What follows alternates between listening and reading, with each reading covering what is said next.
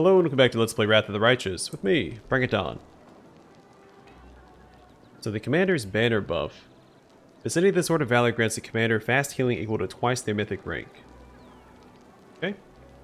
Before we start talking to all the people in Drezen, we're going to level up all of our companions.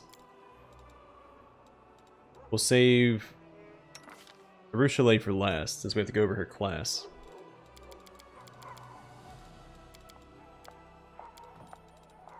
We'll start Camellia here. She gets a feat and Spirit Enchantment +3. Trickery and Perception. And I think she needs Outflanked, doesn't she? Yep.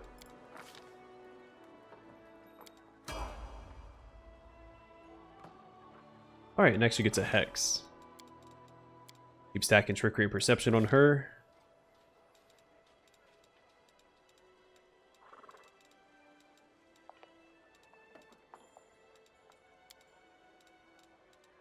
I'm gonna get her Extend spell. For some of her buffs. And then Mythic rank.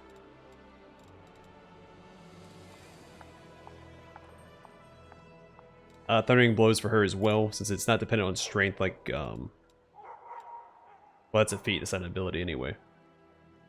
But guaranteed damage. Can't go wrong with that.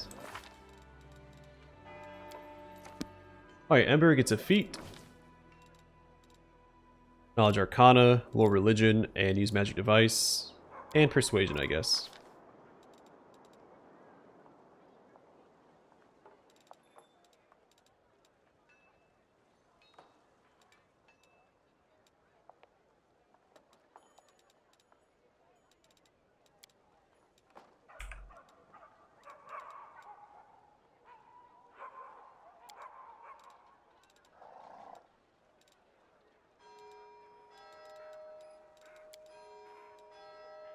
Out of that, never mind, that's proficiency, not focus. Not recommended for her. What? Where's Ray at?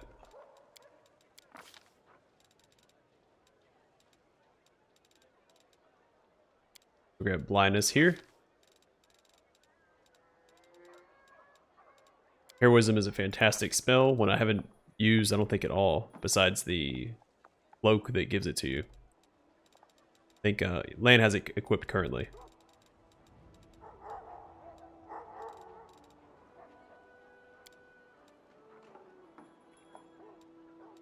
You know what? Let's grab Enervation instead. Alright, so she gets a Hex here. Knowledge Arcana. Just same stuff as last time. Oh wait, she only gets 3 this time.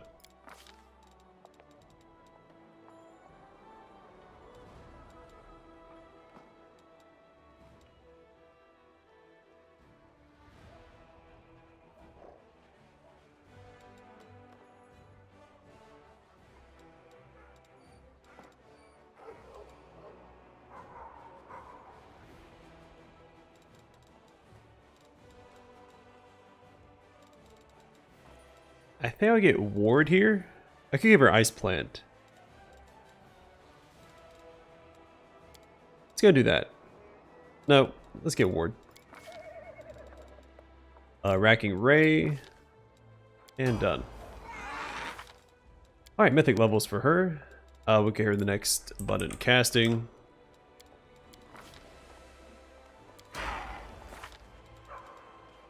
Alright, Darren. It's a feat next.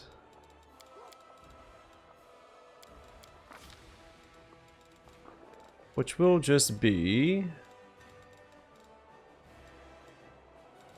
more channels. Congratulations, Darren.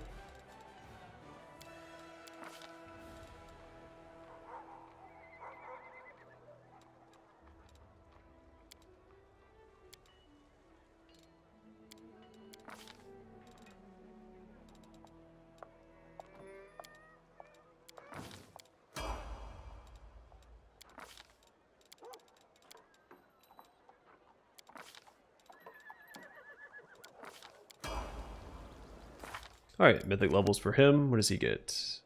Ability. More abundant casting. Alright, let's go over Arushalae. What is she? She is an espionage expert. So she has the bounty hunter background. Adds stealth to list of her class skills. Also becomes proficient with light armor, clubs, light maces, and heavy maces. She worships Desna. She has point blank shot, so you get a +1 bonus on attack and damage rolls with ranged weapons at ranges of up to 30 feet. Rapid shot. When making a full attack with a ranged weapon, you can fire 1 additional time this round at your highest bonus. All of your attack rolls take a -2 penalty when using rapid shot. Deadly aim. You can choose to take a -1 penalty on all ranged attack rolls to gain +2 bonus on all ranged damage rolls. When your base attack bonus reaches +4 and every +4 thereafter, the penalty increases by -1 and the bonus to damage increases by +2. You must choose to use this feat before making an attack roll, and its effects last to your next turn. The bonus damage does not apply to touch attacks or effects that do not deal hit point damage. Clustered shots. You take a moment to carefully aim your shots, causing them to strike. Now, all two strike nearly the same spot. I can read. A benefit: when you use a full attack to make multiple ranged weapon attacks against the same opponent, total the damage from all hits before applying that opponent's damage reduction. Then her class, ranger proficiencies. A ranger is proficient with all simple and martial weapons, and with light armor, medium armor, and shields except tower shields. Trap finding. Espionage expert gets a bonus to equal half her level on perception checks. Favored enemy humans. At first level, a ranger selects a creature type from the ranger favored enemies list. Gets a +2 bonus on weapon attack and damage rolls against them. At 5th level and every 5 levels thereafter, 10th, 15th, and 20th level, the ranger may select an additional favorite enemy. In addition, at each such interval, the bonus against any one favorite enemy, including the one just selected, if so desired, increases by +2. The ranger chooses humanoids or outsiders as a favorite enemy. He must also choose an associated subtype as indicated on the table below. If a specific creature falls into more than one category of favorite enemy, the ranger's bonuses do not stack. He simply uses whichever bonus is higher. And then she has precise shot. You can shoot or throw ranged weapons at an opponent engaged in melee without taking the standard -4 penalty on your attack roll. Undercover. Espionage expert gets a bonus to equal to half her level on persuasion when used to bluff and stealth checks.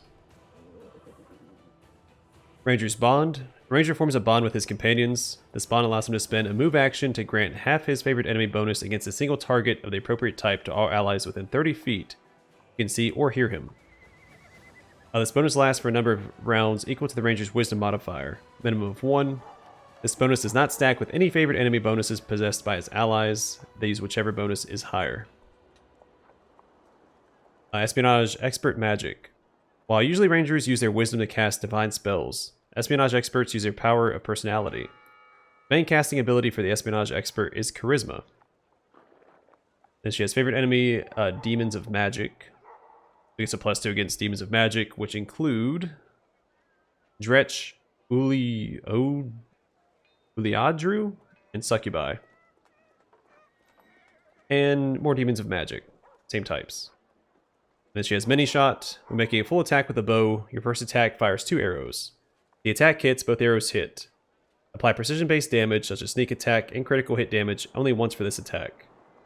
Damage bonuses from using a composite bow with a high strength bonus apply to each arrow, as do other damage bonuses, such as the ranger's favorite enemy bonus. Damage reduction and resistances apply separately to each arrow.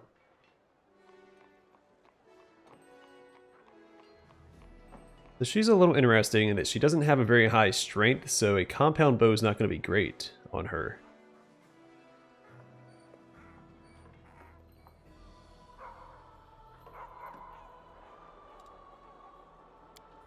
Interesting. Alright, so at level 9, she does get another feat and evasion. The character can avoid even magical and unusual attacks with great agility. The character makes a successful reflex saving throw against an attack that normally deals half damage on a successful save. He instead takes no damage. Helpless creature does not gain the benefit of evasion.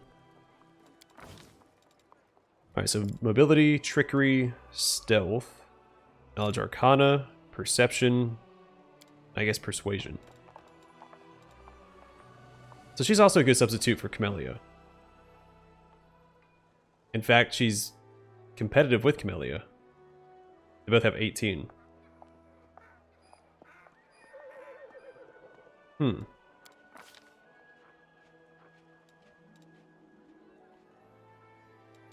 I don't want to do weapon focus yet.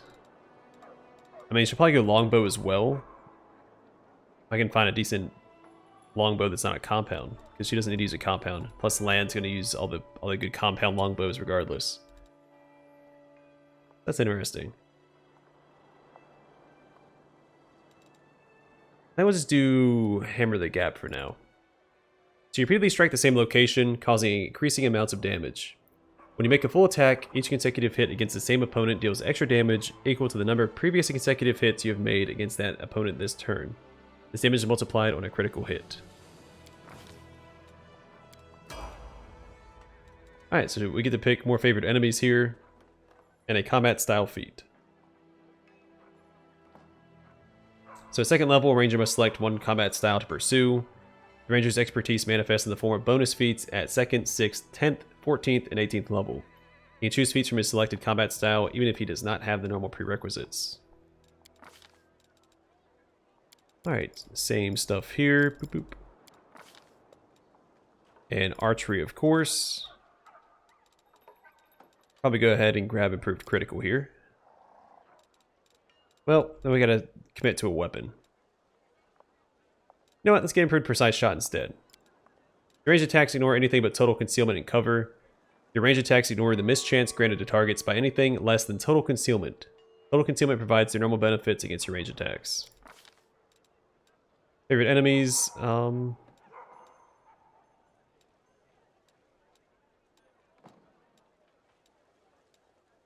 gonna go with demons. I mean, that's what we're fighting.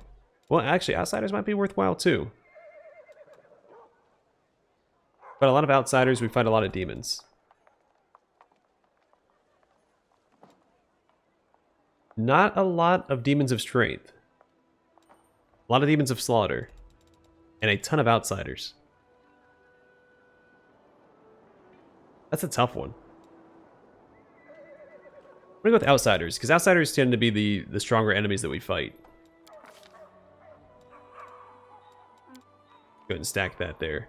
So demons of magic, or outsiders. And we'll probably get, yeah, like demons of strength here or something, and maybe the other demons here. Works for me. Just have a lot of spells. Let me go ahead and assign everybody's spells real fast. Well, I'm thinking about it. Arcane Bow is really good. I have Long Strider because it lasts forever.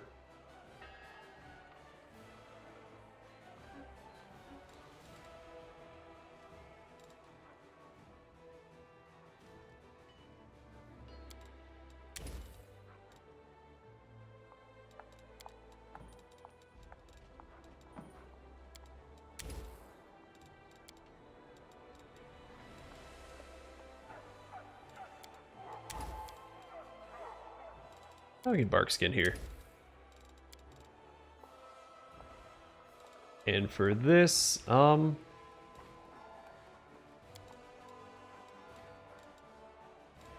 does this do? Oh, yeah, let's grab that instead. We compensate for not having, you know, every favorite enemy in the book by having instant enemy as a spell. Nice little workaround. Alright, then for her, Righteous Might is fantastic.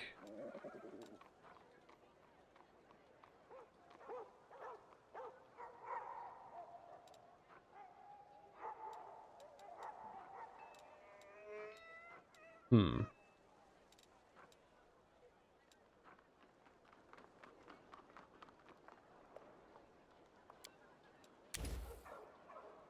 can see this being good as well.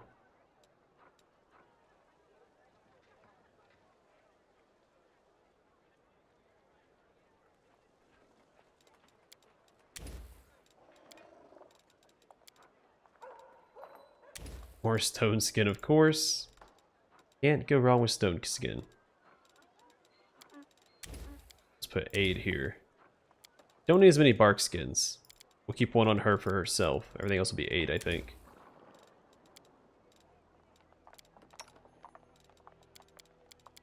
She hasn't leveled up in a... Yeah, I think that's everybody. Alright, so Arushalae's mythic levels. First we're going to get her cleaving... Went way past it. Cleaving shot. So each time you deal critical damage to the ranged weapon attack or reduce the target to 0 hit points, you do your weapon damage to all other enemies in a 10-foot radius. Super good. Here we'll probably go ahead and grab point blank shot mythic. The accuracy with range attacks is unmatched at point blank range. You know what? No, maybe not. Let's not get that one yet. I think rapid shot mythic is better. So you can fire many times each round with amazing precision. When using rapid shot, you ignore the feat's -2 penalty on attack rolls. Yeah, 100%. That's super good. And then here, probably to go with the bigger they are. So the bigger they are, the easier they are to hit for your ranged weapon attacks. You gain a bonus on your attack rolls with ranged weapons equal to the penalty to armor class the target receives from their size, if any. So just improved chance to hit some enemy types. Alright, now we're finally through that. Let's go talk to some people. Go ahead. Can I mount? Ready for anything? I cannot. Oh, that sucks.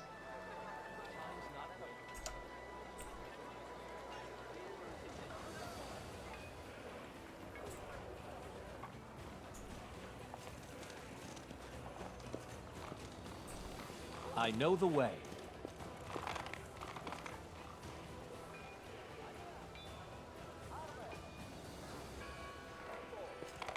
I do think you should be able to mount. I mean, I guess because it counts as like a combat ability.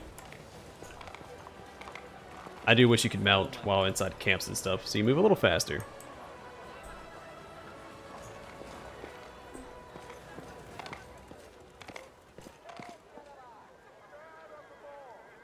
Gotta be thorough and check both sides, because you never know, there might be, you know, loot sitting up here. Even though we don't have a very high perception check, it is behind a perception skill check.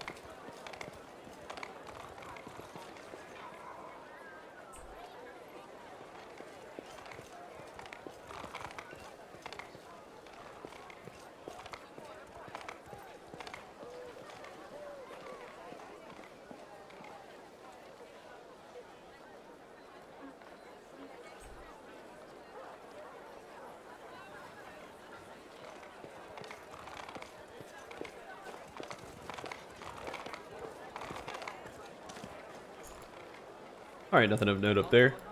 So I might take some time off camera and do some of the exploring as well. I'm going to try and focus more on just talking to people here.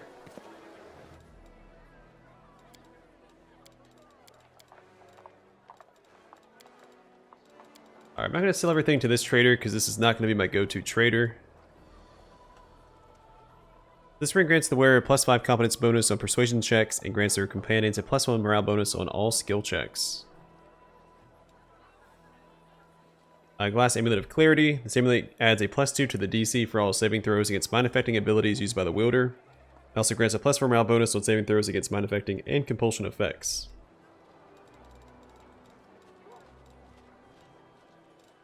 We do need a diamond.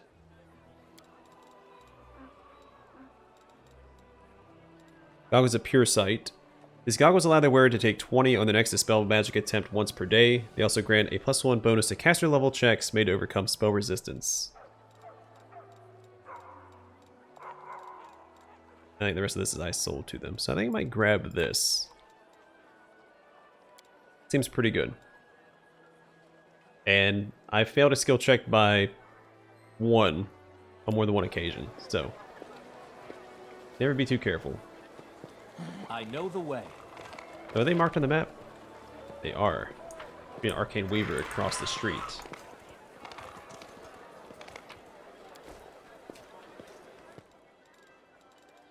So Source of Dividing Power. Whenever the wearer of this robe uses a divine power to summon a creature, they can choose to give these creatures attacks either holy or unholy special quality. The Shirt of Blazing Fighter. The shirt grants the wearer a +5 competence bonus to athletic skill checks and fire resist 30. Gloves of the Ambassador.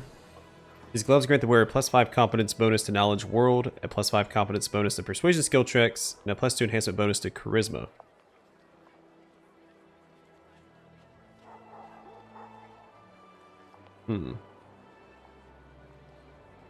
Not worth it.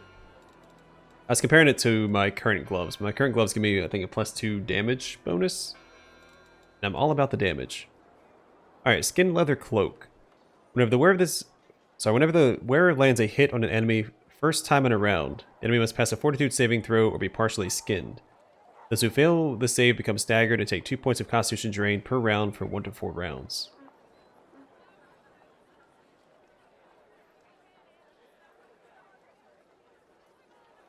Man, that seems pretty good.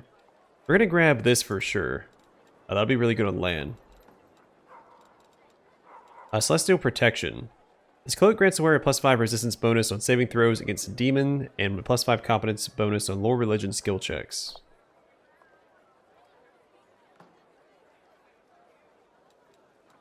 Alright, Robe of Order. The wearer of this robe has a key pool. The robe increases it by 2. The wearer is of lawful alignment. It grants a +2 bonus on attack rolls against chaotic enemies. This robe can be worn only by a monk.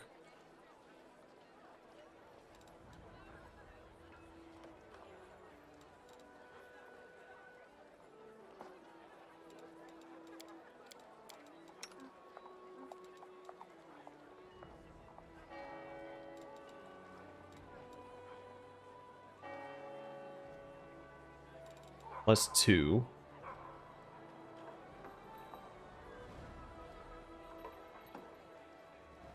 Yeah, I don't care about the key pool as much. He hardly uses his key powers. He just uses bark skin every now and then. Bracers of Animal Fury. These bracers empower the wearer to use any bow with a +1 competence bonus on attack rolls. Oh, we already have that equipped. Oh no, never mind, I just read the wrong one. Bracers of Animal Fury. These bracers grant the wearer +3 enhancement bonus on attack and damage rolls whenever the wearer is polymorphed. And then Thick Pelt Cloak. This Cloak of Resistance +2 grants the wearer immunity to fire. Just being immune to something's great. Living Flame. Whenever the wearer of this cloak channels energy to harm undead, the next 2 rounds it becomes surrounded with a fire shield that deals 1 to 6 plus character level fire damage to the attackers for each successful melee attack against the wearer. Well, the immunity to fire sounds really good. Really, immunity to anything is great. Holy crap. Scrolls galore.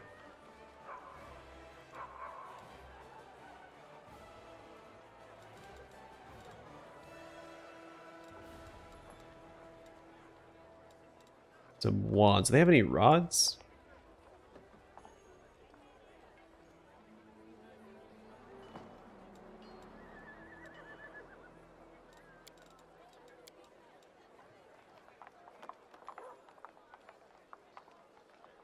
Guess not. So yeah, I'll probably give this to like Sela, who's currently not with us.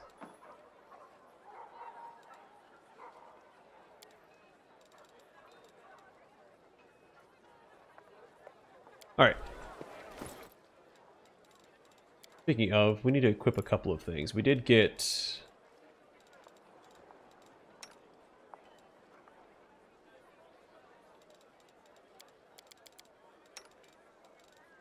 Where's it at? Give her that.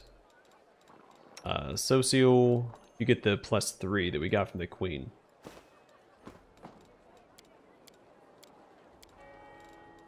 Then Sela, once again, you get the new ring that we got. The +3 is... Oh, sorry, no, +4. Congratulations. And Social, you can have the +2. Anybody lacking a Cloak of Resist?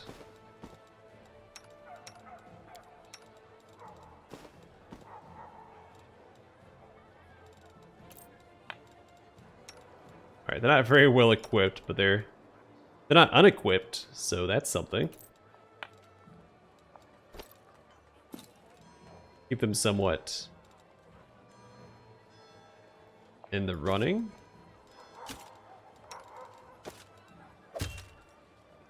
such a low armor class. Here, you can have a hat.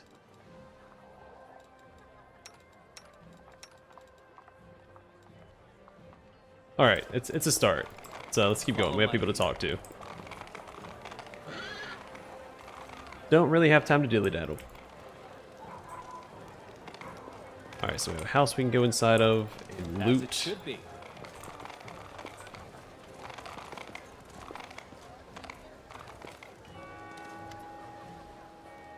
Greetings. The neat smile on Camelia's lips disappears so quickly, you must wonder if you imagined it. That is not far. Alright, good. Some of these companions don't have anything to say. That'll save us some time in the long run. You know what? Darren asks, not bothering to greet you properly. I've noticed a certain cyclical pattern in my life ever since I met you. First, something happens that leaves me positively intrigued, and I descend into the depths of fear and anger, and I start to think that it's not so bad. The curiosity comes back, and then something even more dreadful occurs. The demons attacking my home, and the city around it, was unpleasant enough already, but I thought I could compensate for that by striking up a curious acquaintance and having some new experiences. Then my dearest cousin threw me right into the middle of a crusade. And just when I started to see some positives in my current situation, the gargoyles kidnapped me. The slaughter in Drezen following my triumphant rescue effectively put out every spark of optimism that I had managed to gather. Now the city is in our hands again, and it's getting more and more tolerable to stay here. I feel surprisingly good. I'm even beginning to find the city rather enjoyable. This brings one very reasonable question to my mind. What is the next outrageous and dangerous mess you're going to pull me into?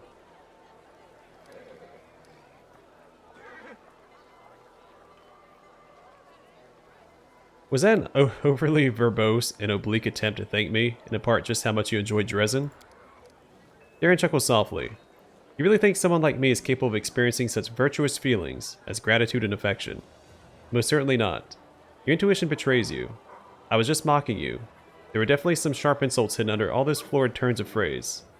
Such is the way of aristocrats and politicians. And yes, I do like it in Drezen, much to my own surprise.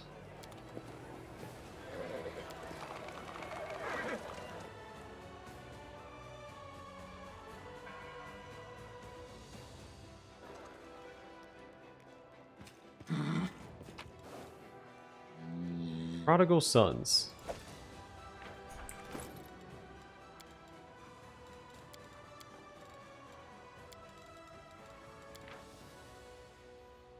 Oh, it's not that long. It's done, I said. Milliken studied me with narrowed eyes. You look awfully clean, he said. Where's the knife? In answer, the first shouts went up from the inn. Fire, screamed Ilna. Then the other voices joined hers. In an instant, Milliken's entrepreneurial instincts took over, and he sprang for the door, tossing the crossbow aside. Crossbow. I say crossbowed. Outside, the roof of the inn was already smoking oily black against the sunset. Aim licking through the thatching in places. Be flame, right? With a scream of pain, Milliken ran for the creek. I looked for Fargus. Needing no further cue, we each grabbed up armfuls of supplies and sprinted off in opposite directions. After 10 minutes of leaped brambles and ducked branches, we stopped to catch our breath. Back the way we'd come, the smoke was still visible, though the sounds had faded to just the faint and frantic pealing of a church bell. That was close, Fargus said, leaning against a tree and breathing hard.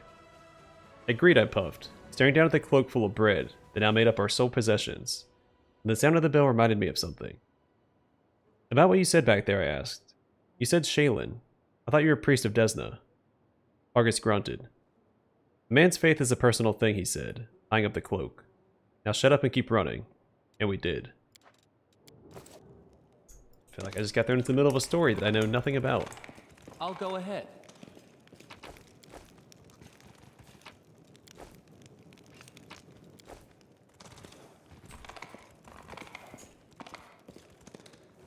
Sorry, didn't I buy other stuff? Yeah, really don't need this ring on anymore. We can probably give that to Socio, maybe?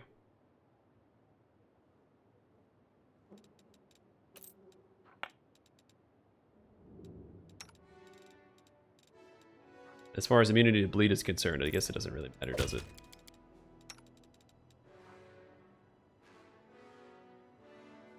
I mean, it's only 2 to damage. Those gloves might be worth getting.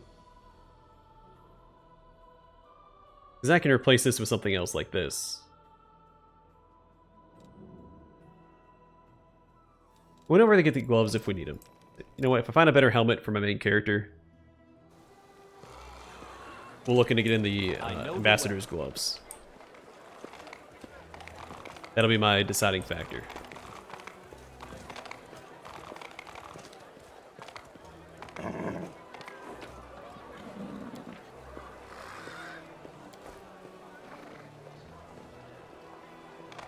Being thorough, making sure I don't miss any. There we go, exotic weapons provider. Perfect. So Torag's Wrath. We will look at all the unique. Well, let me inspect it. So whenever this +2 Radiant Dervin Urgrosh confirms a critical hit, it deals additional 4 to 6 holy damage. Nature's Agony. This +3. I can't inspect any of these. This +3 Sling Staff is imbued with Nature's Agony. Whenever the wielder enters combat, the weapon shrieks and creaks. Enemies within a 30-foot range have to pass a will saving throw, or suffer 3 to 6 sonic damage for 1 to 4 rounds. This weapon also adds +2 to the DC for all saving throws against spells with Sonic Descriptor for the wielder casts. I think a gnome Thundercaller Bard would benefit from that weapon greatly.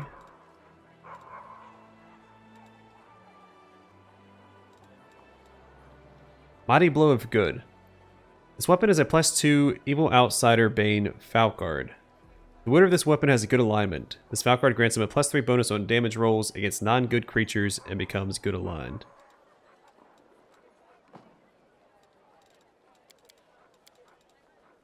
Get rid of some of this stuff. I don't need this junk. I don't need Headcracker. In fact, oh, I do have a couple of things for what's her face though.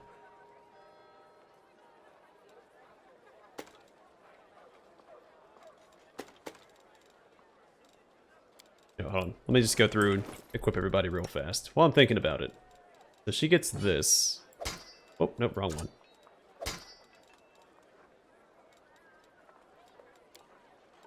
And this.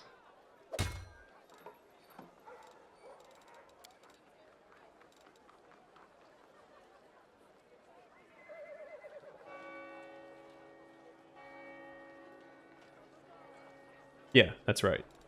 And let's see. She's using a short bow currently. And that's fine. What does he have? Okay, actually, you know what? We're all set.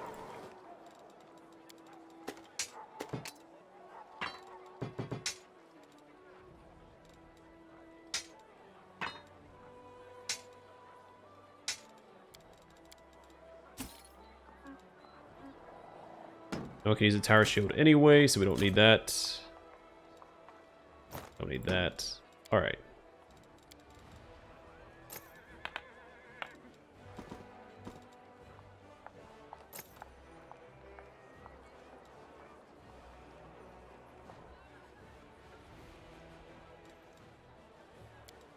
It's just to have that equipped. I thought Nenio had that equipped. Nope, that's where we get rid of that. Darn it, I could have given some of that stuff to him. I keep forgetting about him. Perfect. Got him a hat. Let's see.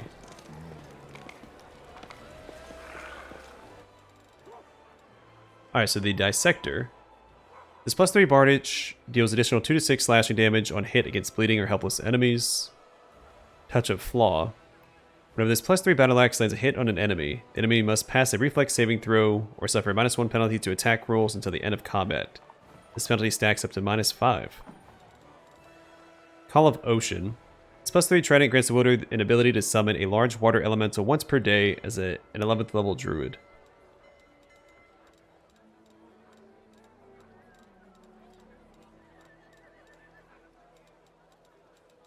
Half Plate of Will. This +2 half plate grants its wearer +3 resistance bonus on will saving throws. Powerful Pummel. Whenever this +3 Earthbreaker confirms a critical hit, all creatures in a 10-foot range have to pass a Fortitude saving throw or be pushed away for 10 feet and become prone for 1 round. Why is that 150,000 gold? Chaotic Outsider, Bane, Icy Burst, Javelin +1. And it's a huge... you have to pay for the name. Luminous Encouragement. Whenever this +2 Light Mace confirms a critical hit on an enemy, the enemy suffers an additional 3 to 4 positive energy damage. If the enemy is killed, the wielder gets +2 bonus on attack rolls for the next 2 rounds. Tight Grip of Anguish. Whenever this +3 Shock Short Spear confirms a critical hit on an enemy, the enemy must pass a Fortitude saving throw. If the saving throw is failed, for the next 1 to 3 rounds, whenever this creature is dealt damage, it suffers an additional 1 piercing damage. Multiple applications of this effect do not stack the additional damage, but prolong the effect. The Ancient Root. Whenever the wielder of this +3 Caustic Club kills an enemy, it summons a huge Earth Elemental for 2 to 3 rounds. That's pretty good. Anything that gives you like free bodies on the field, like the glaive we gave Sociol last episode. Can't go wrong with it.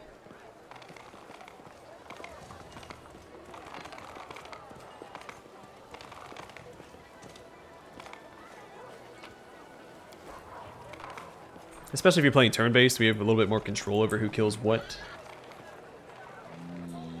As it should be. And of course in turn-based, turn economy is king, so having more bodies on the field gives you better turn economy.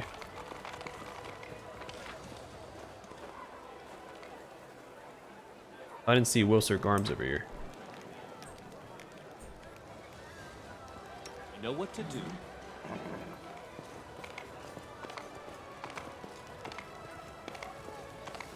There he is. Perfect.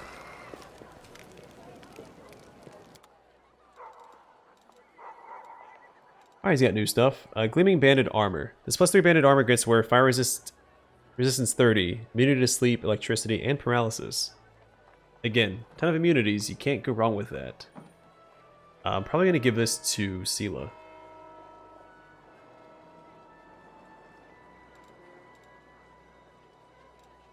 Alright, Eviscerating Doom. Whenever this +3 Frost Light Hammer confirms a critical hit, it deals 1 to 6 strength ability score damage to the target. That's absurd. A lot of ability damage stuff laying around. Holy Speed Composite Shortbow. Don't need a composite anything.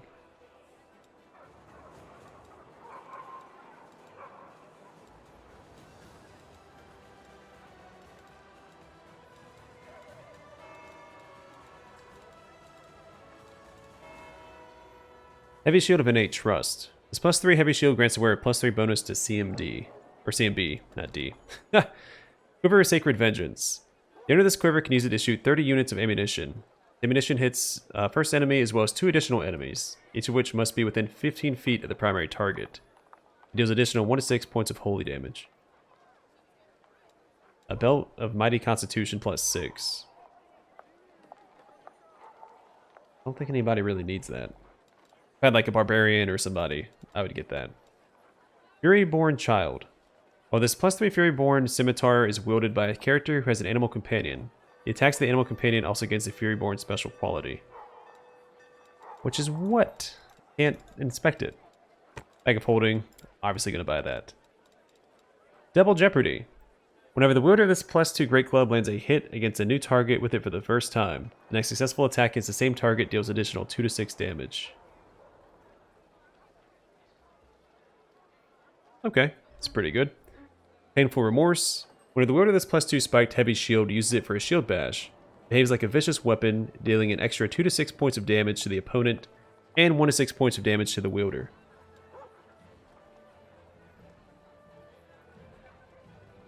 Why'd I get rid of that? Wait, what does he have equipped? Oh, okay. I can get another copy of that if I want. Interesting. Okay. Anything else of note?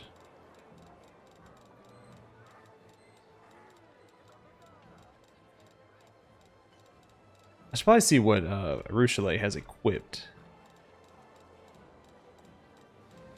Alright, is it all just junk from here on out?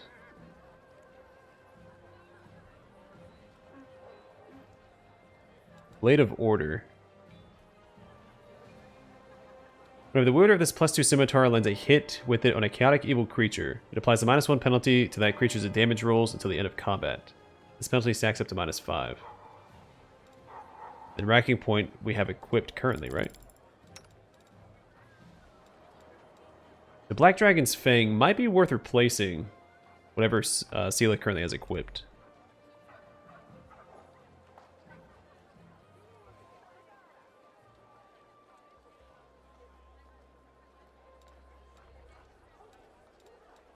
Is Jinx new?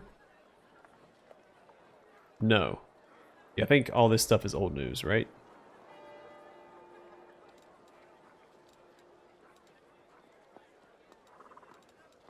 So you can get multiple of unique items. Don't know how I feel about that. How much money do we have? I mean, this is pretty good. Just lands a hit. There's an additional 2 to 6 cursive damage to all enemies in a 30-foot area. I mean, I want to look at all the other merchants first, but that's probably what we're going to end up buying.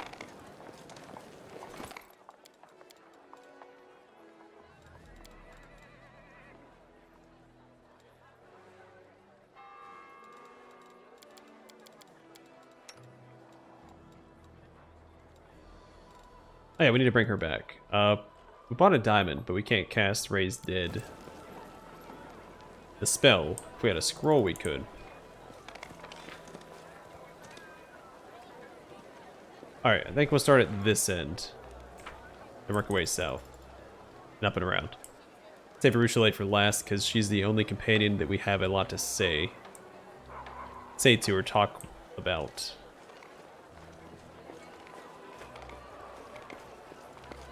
Check everybody on the way. Get a little off track, but I like to look and read all the unique item stuff. It's a shame I can't inspect it, because I don't know if any of them have flavor text. I assume they don't. Most of them haven't so far. Oh, it's a foreign autumn haze. What do you guys say, buddy? Whole lot of nothing. Alright, I know the way. let's go to the tavern.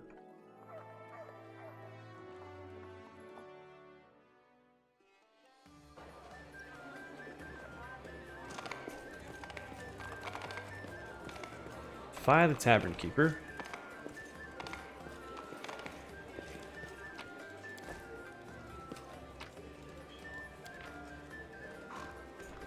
I like Cooking Almanac by Jubileus Narthropple. Have we seen that yet in this game? I think you found it everywhere in Kingmaker.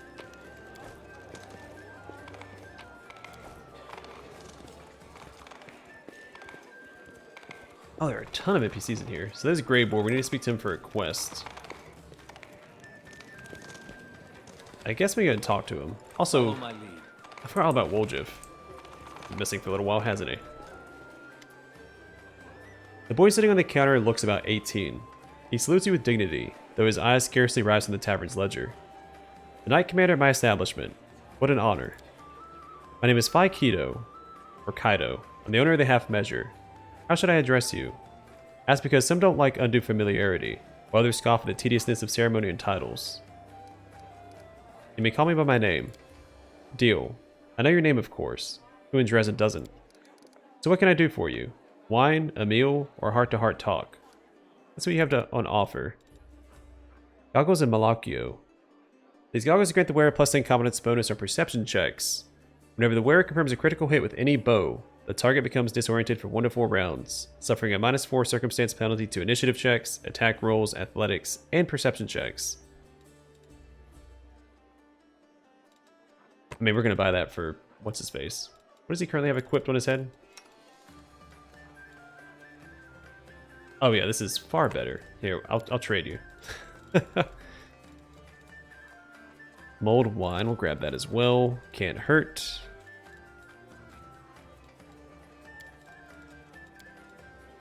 Alright, let's take care of that real fast while I'm thinking about it.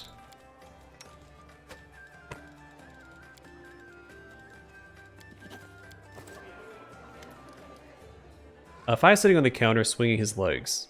Upon seeing you, he waves. Greetings, Don Quixote. How is it that such a young lad owns a tavern? Before the siege of Drezen, Half Measure belonged to a distant relative. I won't bore you with the details of how this family died.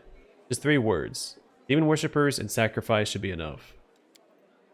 Now that the city has been liberated, the authorities in Iomede's church will be returning what remains to the lawful heirs of the deceased. They take these things seriously in Mendev. Fi suddenly slaps himself on the forehead.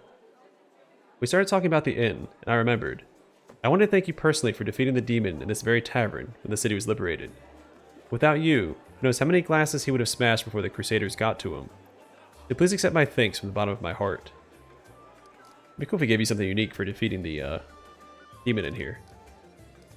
The Half Measure is a strange name for a tavern.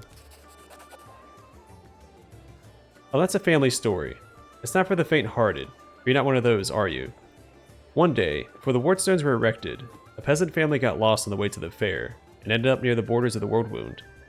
They stumbled upon a bored demon, who killed the father right away. He then asked the mother if she preferred him to take all of her children, or only half of them.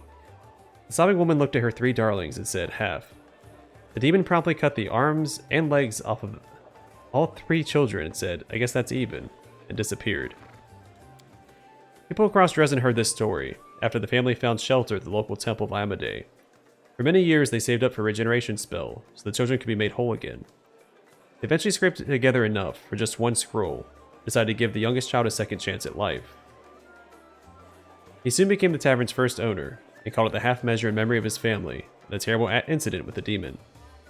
He had a good life for a time, got himself married, and always planned to help his brother and sister, who never got a proper chance.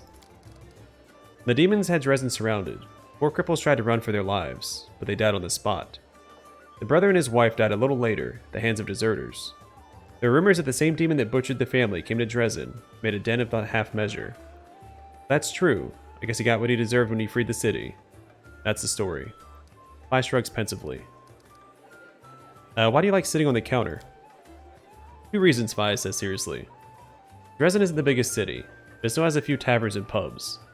To compete with the others, I need people to remember my establishment, and myself.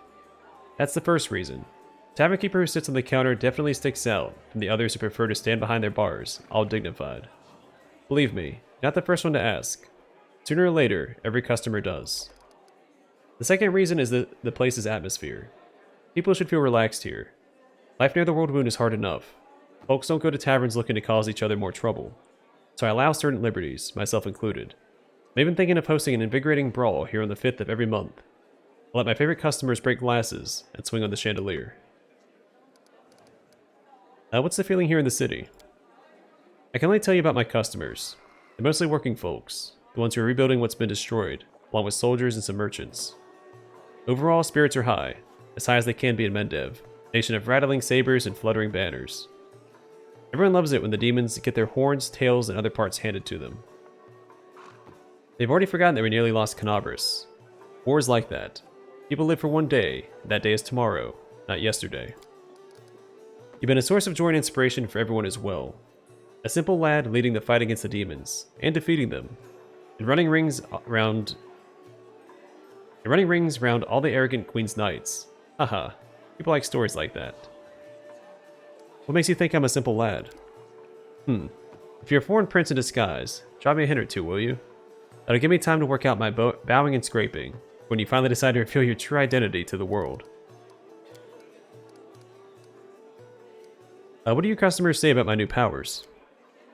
They talk about you so much you could fill up a hefty tome with theories about your birth alone. You may be the new Herald of Desna, or perhaps her son. You were born from a beautiful flower, you fell to Galarian with the falling stars in Numeria. The earth blossoms under your feet, the water turns to ale.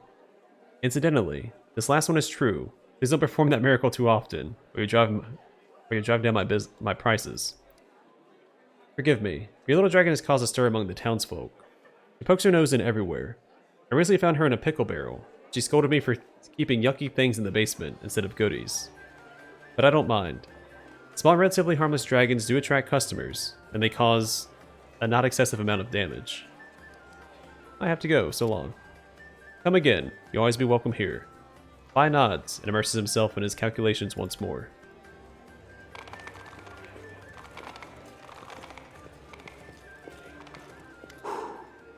How can I help you? Before you stands a dwarf. He has stern, rugged features, and looks to be well armed. He fills his pipe with tobacco from Garone, and lights it, and blows out a cloud of smoke. Finally, he addresses you in a deep, dignified voice. Who are you? Don't you remember our last meeting? The name is Grebor. I'm an assassin for hire. But I suspect you're not here for small talk. Are you in need of my services? Still smoking his pipe, the dwarf offers you a cursory salute. We already met in Canabras, didn't we? Yes, I had a contract to assassinate a rather overconfident demon named Kylus there. I guess that counts as participation in the siege of Canabras. Not that my employer had any interest in the actual outcome of the battle. Come to think of it, the information my client provided me with was almost suspiciously accurate. They seemed to be aware both of the impending attack on Canabras and of the fact that Kylus was going to be there. You tried to kill that huge demon at the Battle of Drezen, but you failed. What happened? Yes, that was a failure. It was supposed to be a clean job. An anonymous client, a worthy target, a substantial fee. But the client insisted that I use an enchanted dagger they provided. I was assured that a single hit would be enough to finish the job, but it didn't work as expected. It was a serious blow to my reputation. And my reputation is everything to me. The dwarf's face grows grim. I want to hire you for a dragon hunt. A large adult female? The one that's been snatching people and carrying them off? I've heard about her. That's an impressive target. I can take this job, but only if we do it soon. I'm expecting a new assignment from my regular client, and I'll have to leave as soon as I have the orders. And of course, you should know that this dragon will not come cheaply. 2,500 gold, paid in advance. The dwarf's eyes light up. His tone is one of studied indifference. Give him 2,500 gold coins. I'll pay. Excellent. Let's get down to business. It's no easy thing to take down a dragon when you don't have wings, so you'll need to follow my lead. The best thing would be to catch her by surprise in her lair, but we need to find it first. Of course, since she doesn't leave tracks, that might be tricky, but I think I have a solution. We need to go west of Drezen, to the Grimwood Forest. The dragon's been seen there often. According to the scouts, this is likely because there's still some wild game left in those parts. We'll set up an ambush there. I hope I can rely on your honesty. I understand that on our way to the dragon, there may be other fights or places we need to visit for various reasons. That's to be expected. However, should I see that you are deliberately delaying the contract, or that you're dragging me off to assault some demon citadel instead of going after the dragon, we will have to revise the terms of our agreement. Grebor blows a cloud of smoke from his pipe. Gives you a searching glance. Is he part of my party now? Can't give him mythic levels yet.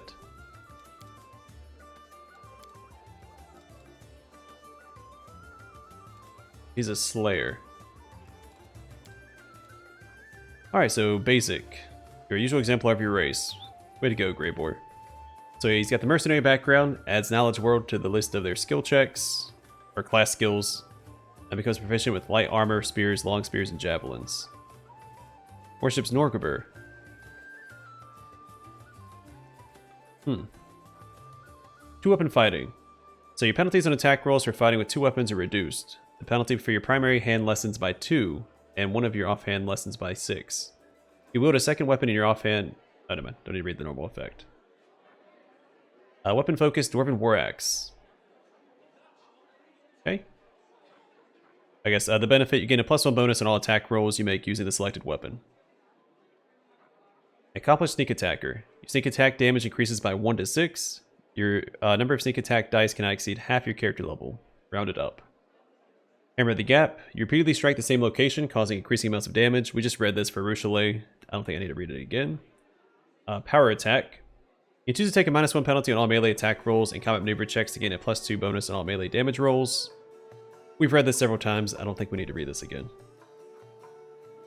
Slayer proficiencies. A Slayer is proficient with all simple and martial weapons, as well as light armor, medium armor, and shields, except tower shields. Study target. This is what makes the Slayer so powerful. A character can study an opponent he can see as a move action. The character then gains a +1 bonus on weapon attack and damage rolls against it. The save DCs of character class abilities against that opponent increases by 1. If a character deals sneak attack damage to a target, he studies that target, allowing him to apply his study target bonuses against that target, including to the normal weapon damage roll. At 5th, 10th, 15th, and 20th levels, the bonuses on weapon attack rolls, damage rolls, and to character save DCs against a study target increase by 1. At 7th level, a character can study an opponent as a move or swift action.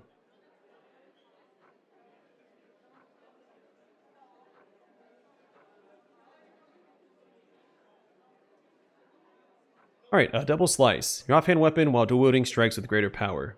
Add your strength bonus to damage rolls made with your offhand weapon. Weakening wound. Making a sneak attack against a creature that has damage reduction. The character's attack reduces that damage reduction for 2 rounds by an amount equal to the character's level. Its penalty to damage reduction does not stack. Improved to weapon fighting. You get a second attack with your offhand weapon, albeit at a -5 penalty. Slow reactions. Opponents damaged by the character's sneak attack can't make attacks of opportunity for 1 round. And this level he does get Slayer talent. So as the Slayer gains experience, he learns a number of talents that aid him and confound his foes.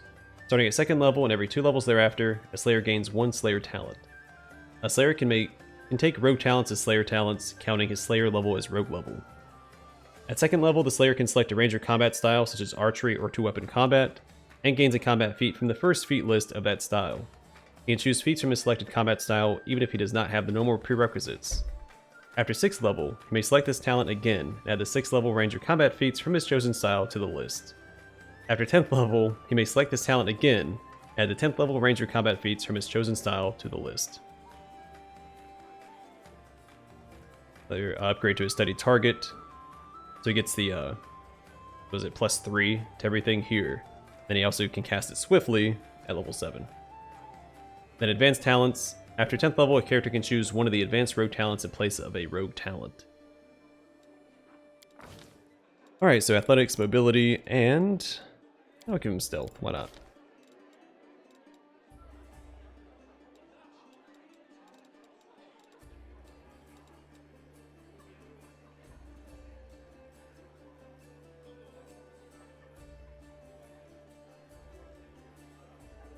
Oh, this seems pretty good.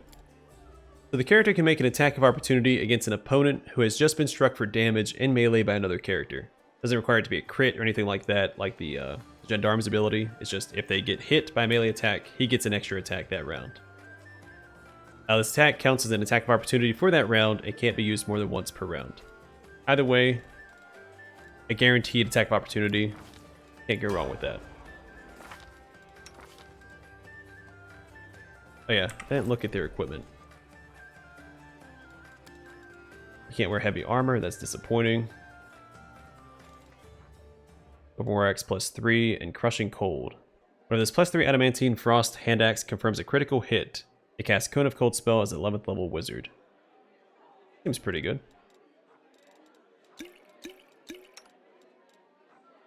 Composite Longbow +2. See, she doesn't need composite. It just doesn't make sense to me.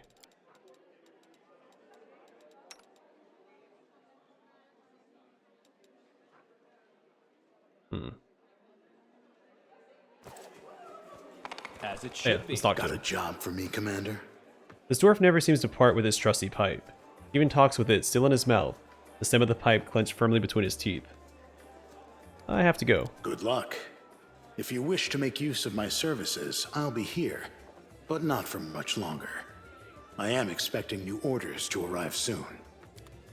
Alright, so apply and prioritize his quest. That is not far. I assume it's timed. Well, let's take a look.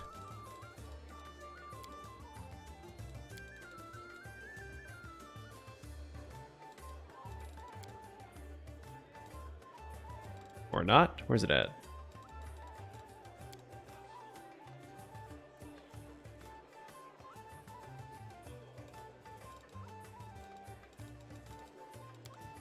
doesn't say it's timed. Either way, don't want to risk it.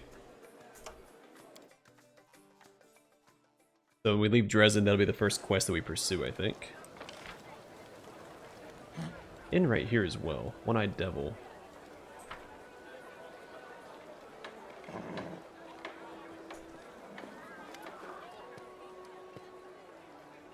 A short, chubby tiefling with a golden eye patch spits chewing tobacco between his feet. Takes another pinch from a tobacco box adorned with jewels. A fine day to you, Commander. Welcome to the One-Eyed Devil's trading house.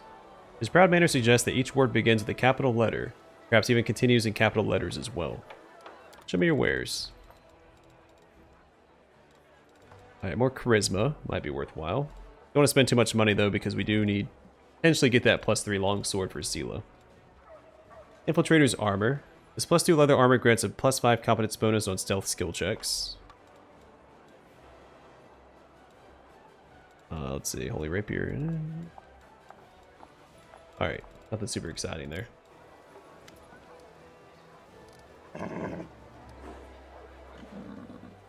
Fine day to you, Commander.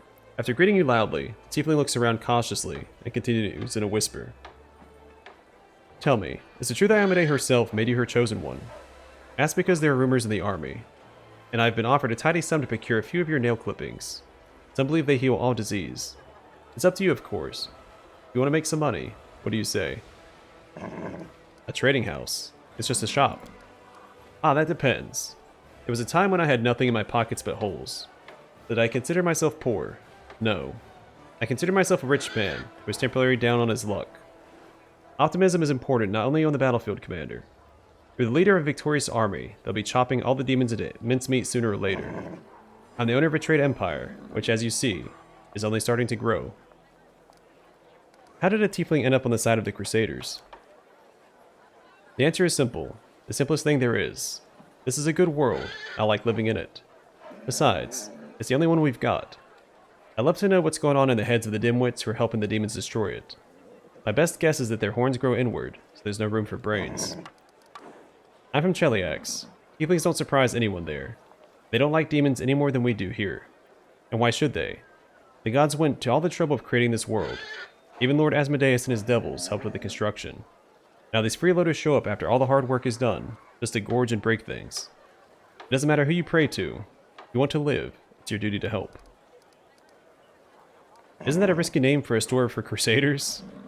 Ah yes, the week doesn't go by without some dimwit boiling over. They don't pay me to explain the difference between allies and enemies, devils and demons. Lord Asmodeus, all the riffraff like Baphomet and Discari. So they can go hang. Tiefling spits between his feet, swiftly places another pinch of chewing tobacco in his mouth. Here's what I think. You like it, you buy it. You don't like it, keep moving. You're spoiling for a fight. Take yourself off to the tavern. Why are your prices so high? We're saving the world from demons. That includes you. That's some claim. Did you hear that, good people? First of all, my prices are perfectly fair. They're no higher than you'd find anywhere else. Second, who's saving who here? Are you prepared to eat bark and fight with rocks and sticks? You know, I have open contracts with dozens of suppliers. I arrange deliveries, and do whatever it takes to get you sharper weapons, better magical items, better food. And you throwing the extra expense in my face. This is the things I get for honest work. Now what happened to your eye? Heh, I should make up a story about a heroic fight with a horde of demons. Truth be told, this is how it happened. Back when I was a snot-nosed kid, I just opened my first business selling pies on the street. Local lads quickly took notice of me, and offered me protection in return for a small share of profits. The usual, you know? I was so young, inexperienced and greedy, that I told them to bugger off. Well, they caught me and taught me a lesson. They took it too far, though. I paid for the lesson with my eye, not just bumps and bruises. It's funny to remember it now. Back when it was happening, I was so scared. I thought they'd beat me to death. I remember I came running home in tears. My mom just started screaming. I didn't have a clue why. Then I looked in the mirror and saw there were just shreds and mush where one of my eyes should be. I remembered that lesson all my life. Ever since that day, when I started business, I find some reliable business partners first. I've been born in a merchant family. My parents would have warned me about this, about plenty of other things too. But I was a poor lad, so I had to learn everything the hard way. It's a miracle how many times I escaped death by a hair's breadth. In fact, it's lucky all I lost was one eye. I can afford a new eye now, of course, but you know, I just can't find the time. It'll cost a tidy sum, and I don't want to take it out of the earnings. And besides, the one-eyed devil is a big selling point for me. I'd be a fool to get my eye back, only to have to keep it hidden under a patch. Have you heard about my new powers? What do you make of them? People are saying bad things about you, Commander. To be clear, the speakers may not see anything bad in what they say, but I do. They say you're the chosen of Desna, the most insignificant of all the goddesses. The only thing she knows how to do is flap her butterfly wings and meddle in the affairs of others. They also say you're not a patch on the other Crusade leaders, and that you'll accept absolutely anyone under your banner. Former thief, a goblin, a kobold, even a stump with eyes. And you've got yourself quite the troublesome pet. I could understand a serious battle dragon, but this misbegotten thing with dragonfly wings. He gives you as much trouble as a flock of hundreds of sparrows. And what good does it do you? It's bad business to associate with such creatures. I prefer devils myself, as the terms are clearly laid out in the contract. You want to buy some nail clippings? Why not? Show me the money first, though. Certainly, certainly. Tiefling gives you some gold coins, then wraps your nail clippings in paper, and stows them in one of the purses hanging from his belt. I could buy. Come again. Got a lot to say.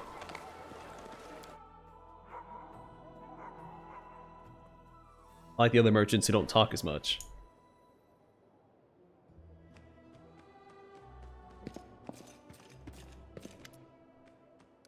Welcome to the shop of Derek Sunhammer, the finest jewelry in all of Mendev. True artistry, crafted by the master himself and his apprentices. Take a look. Show me where his golem.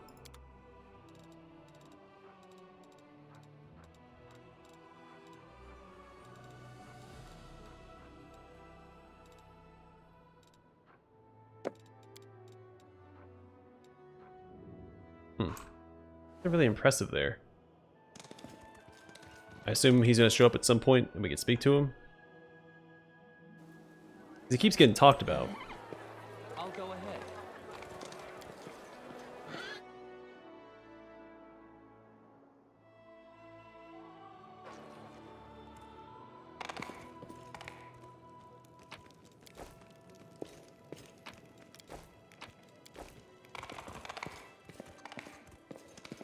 Oh no.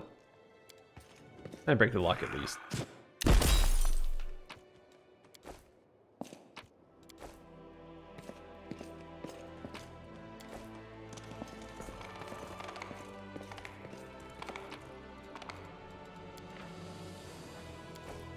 Oh, I learned something new. What did I learn?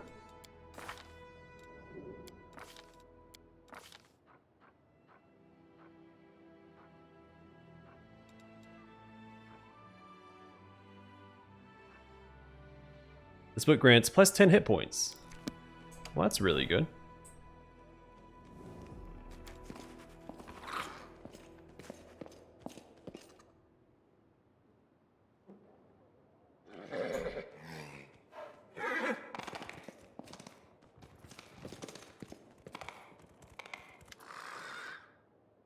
So the experiment. Ennio gestures excitedly. I need some supplies for this one. Boy, please bring me a bottle of alcohol. Any will do. And please hurry up. Science can't wait. Why would you need alcohol? I've already told you. It's for an experiment. Hurry up and bring it to me. What kind of experiment? This will be an experiment of a personal nature. Ennio seems sheepish. But no less exciting for that. Mark my words. Why don't you go and buy a bottle yourself? I'm busy with an extremely important task. Mentally preparing myself for the experiment. Besides, a task like this is a perfect fit for my loyal follower. I brought a bottle of alcohol for you. Ennio snatches the bottle out of your hands and stares at it with all the covetousness of a seasoned alcoholic.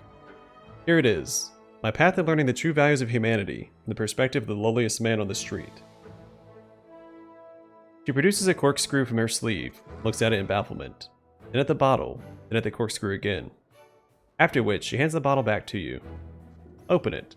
This experiment definitely won't work if we don't open it.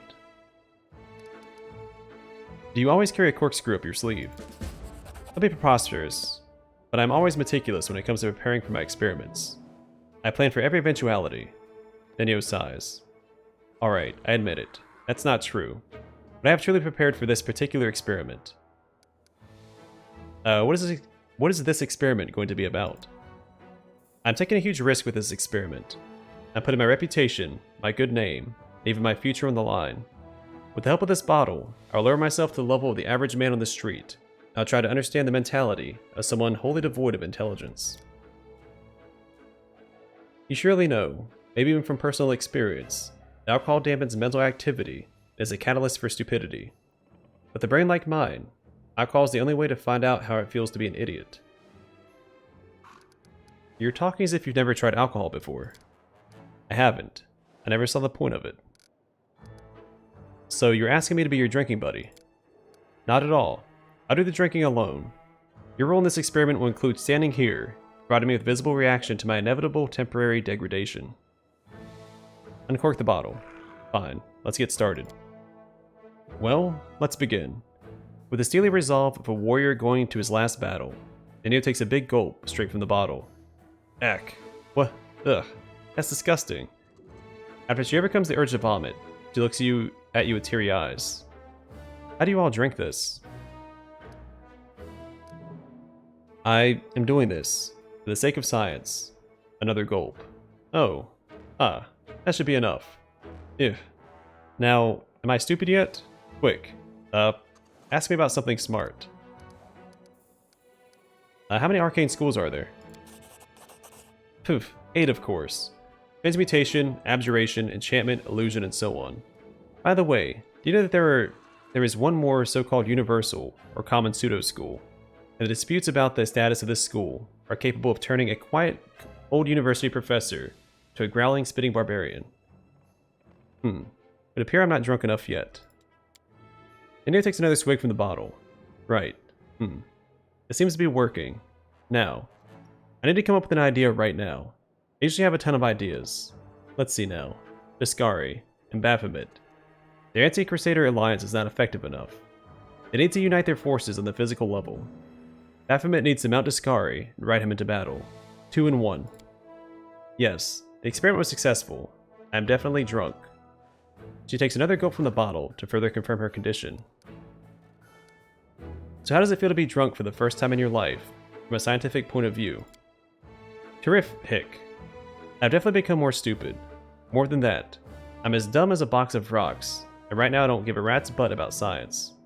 Wait, I think I've got it. That's how men on the street see science. They don't give a rat's butt about it. Who cares how many arcane schools are recognized by some Absalom professors? Arcane schools are over there, Nenio says with a vague wave of her hand. Whereas the bottle is right here, where it belongs. I hope you're satisfied now. Incredible. My intellect never stood a chance in its battle with alcohol. And what is most striking, this fact doesn't bother me at all. It feels like all the thoughts in my head just went poof and disappeared. My thirst for knowledge, my desire to prove myself, they're all gone. My mind is so calm, it's actually a little frightening.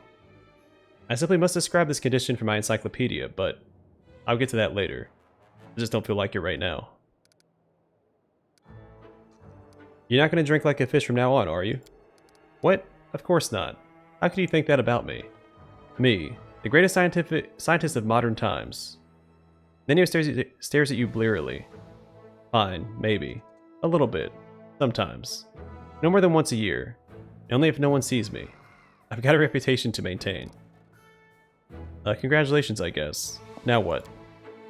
That's it for now. The experiment was a success. Just a moment, Nenio stares at you with the glazed eyes, shakes her head, and exhales loudly. When she meets you gaze again, her eyes are crystal clear. Alright, I'm fine now. What was that? What was what? A moment ago you were drunk as a skunk. Now all of a sudden you're stone cold sober. Is that so? Nenio looks at the bottle in her hand, thoughtfully licks her lips and nods. It seems that is indeed what happened.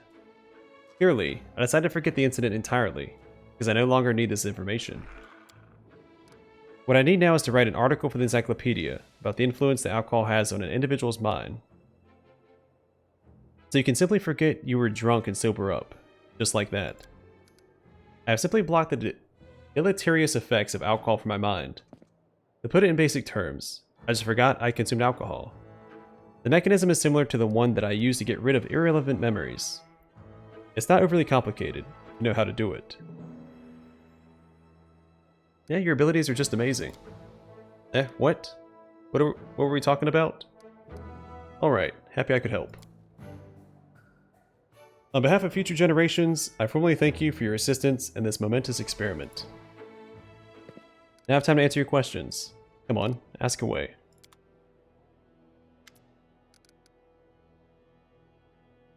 Alright, congratulations on taking Drezen, Commander. It is a great victory, that you paid for it with much blood. Its smell still hangs in the air. I remember the smell well. Last time the air reeked like this was the most horrible day of my life. That day I nearly caught the Spinner of Nightmares. Tell me how you almost caught the Spinner of Nightmares. Ilora's gaze grows heavy. It was 6 months ago. We got a lead to where to look for her. A lonely inn along the road. We arrived, disguised as travelers. I never took off the Eye of Truth for a moment. Elor carefully takes it out and wipes his magic monocle. We quickly identified her cronies, but the Spinner of Nightmares was nowhere to be found. I lost hope, gave the order to arrest the cultists. We managed it quickly, without any losses. The Spinner of Nightmares appeared on a stage where the passing bards were performing. She sang a funny little children's song, and the guests of the inn went mad. Their eyes turned bloodshot, and they attacked us in a rage.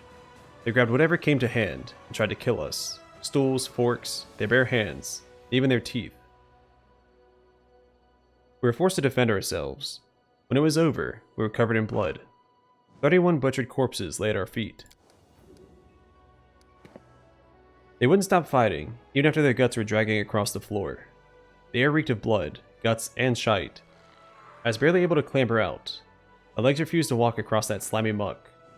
Once I made it outside, there was only the night and the step, and her laughter. The delighted, mocking laughter of a child who pulled off a prank. It arched from horizon to horizon. As it echoed in my mind, I lost consciousness and fell to the ground. Elor's story ends with a helpless sigh. Pathfinder massages his eyes with his fingers, as if trying to push away the horrific images he envisions.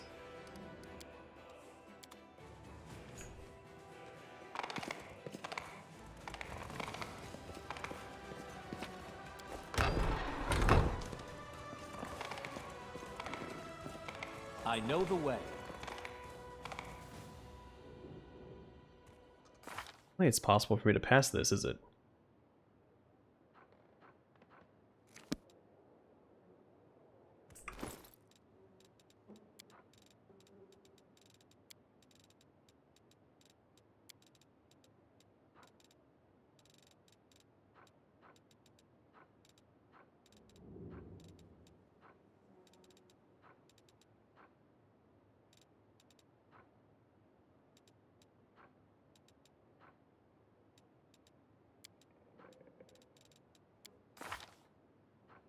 If I roll a 20...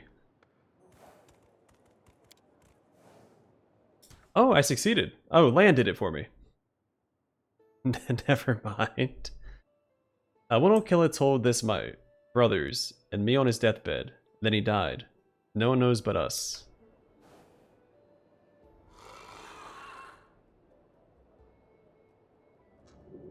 I know this is their sacred forest. They prayed in the meadow of the spirits. Shamanic relics, you say? A big treasure? It sounds like a lie. Everything was collected, buried away and buried in that cave.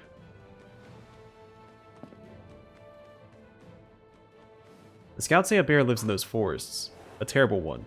There must be magic guards in the cave. That's why we suggest you come with us. Split the treasure equally.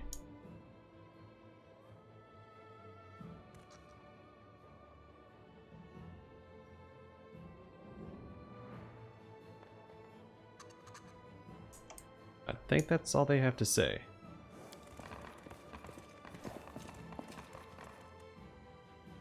Really forgot that even in town, your companions will perform skill checks for you, even if they're not nearby. I have so much to explore.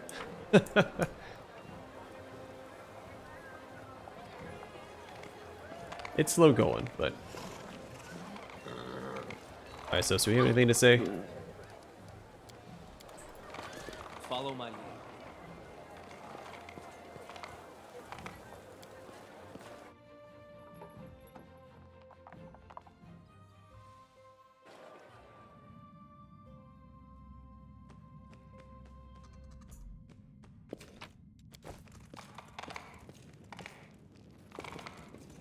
As it should be. So I wonder if Arushalae appears here if you don't free her the first time around. I think you can only free her if she agrees to join you, right? Because she doesn't have a switch next to her cell, or a lever like the rest of them did.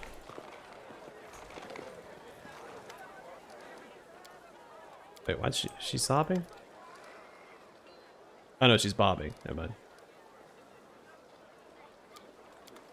Okay.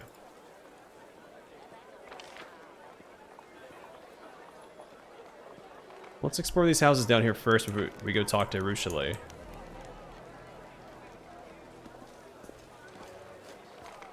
And then we're gonna be talking to her for a little bit, I suspect.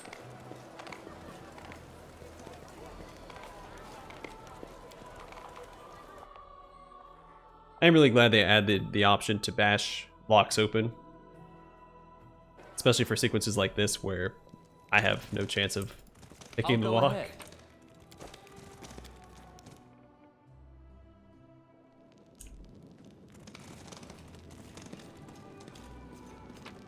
Does help out a great deal. I know the way. Slimy skin.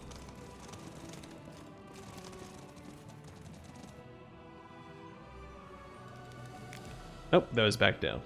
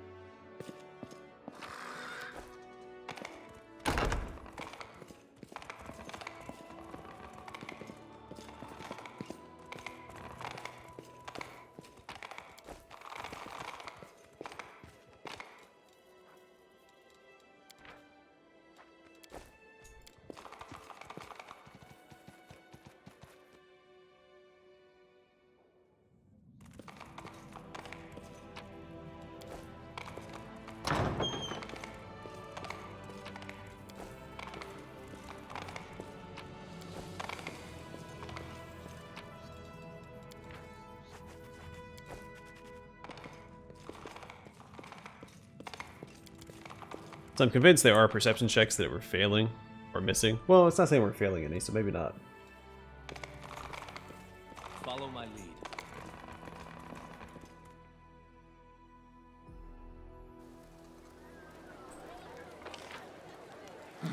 Alright, we're gonna swing by land real fast. No mistakes.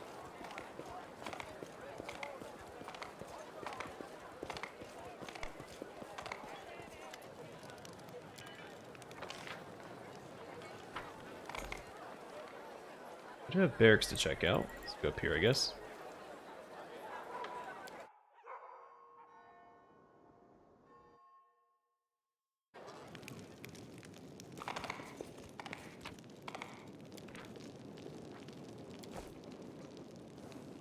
It's Elin or Ellen or whatever his face is. Two ways outside. As it should be.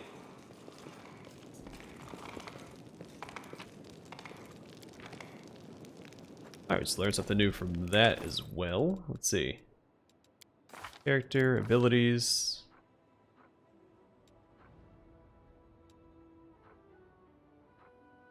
This book grants a +1 insight bonus to perception and stealth skill checks. That is not far. Commander, my regards. And we can't talk to you. Alright, fine. Want to anyway.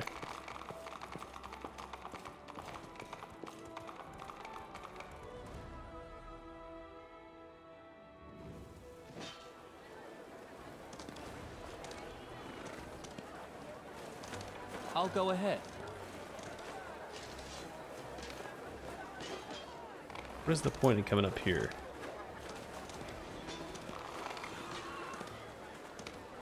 You might need a box. I know the way.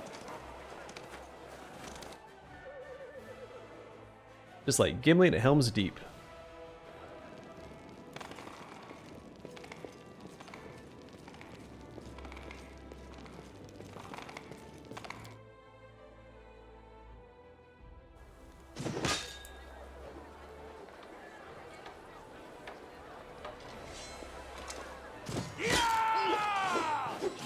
Recruits and Crusaders. Alright, let's head over this way.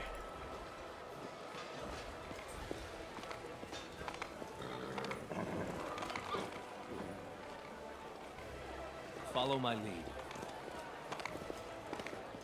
Surprised Arushalae is standing right there, considering, you know, what she is and all that. And right next to the barracks at that, while the other Crusaders are hanging out.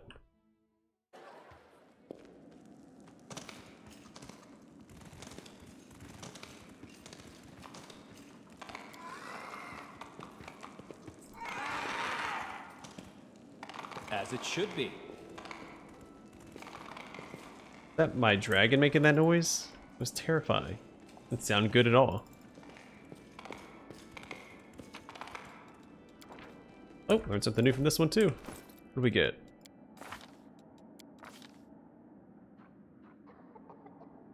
Was it this one we just picked up? Yeah. This book grants a +1 insight bonus on a lore, religion, and a lore nature skill check. Or, this is worded a little weird.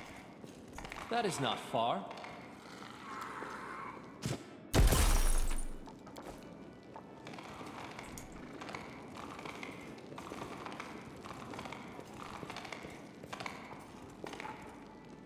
Oh, so he's still doing the checks for me.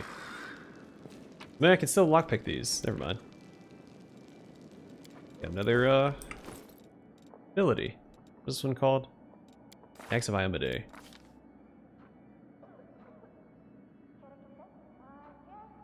This book grants a +1 competence bonus on saving throws against disease and sickened effects. I'll go ahead.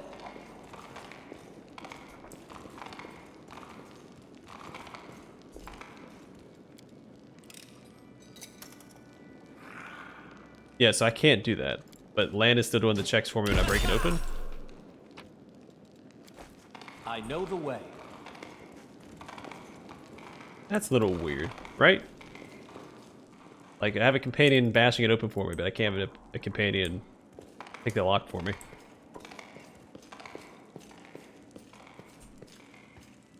And he's failing all the checks too. Follow. I guess that's why we're getting scraps and stuff instead of actual items. Oh, there's someone else up here, wasn't there?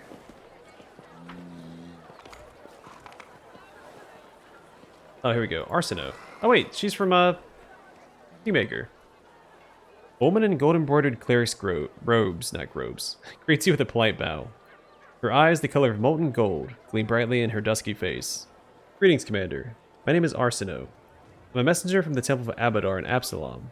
I came here assuming the defenders of the fortress could use the services of a cleric. Perhaps you've heard about the wound that sometimes opens at my chest.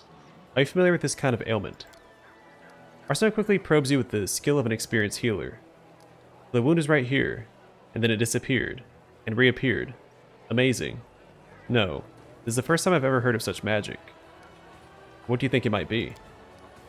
I think it is some kind of demonic corruption, or particles of chaos from the abyss have entered through the wound into your body, and made it so unstable. It sounds quite interesting, incidentally. Judging from the records of researchers of the abyss, stranger things have happened in this cursed place. Can you give me some advice on how to heal it? I'm sure that you already have used the purification and chaos warding spells. and for obvious reasons, you do not have the option of leaving the campaign and going on a long pilgrimage to various shrines. Since that's the case, keep a diary. Make careful and systematic entries about your well-being. If it gets worse, record the circumstances under which it happens. I'm afraid this is the only advice I can offer right now. I want you to try to heal me. I'm sorry, but I do not have the right to do that. A healer who makes a blind attempt to heal a patient who is not on the verge of death is an irresponsible fool. You do not seem to be dying, so will not take any unnecessary risks. Well, thank you. It all makes sense to me now? Never mind. Just thank you. Take care of yourself, Commander. I could use the help of a cleric. That's precisely why I'm here. Burned Ashwood. This +2 quarterstaff grants the wielder ability to cast the Burning Arc spell at will as a 5th level wizard. Do you just give that to anybody to cast Burning Arc at... Okay. Half of the pair. Whenever two creatures wearing different halves of this pendant are within 10 feet distance to each other, each gets a +2 circumstance bonus on attack rolls and a +2 circumstance bonus to armor class. That seems really good.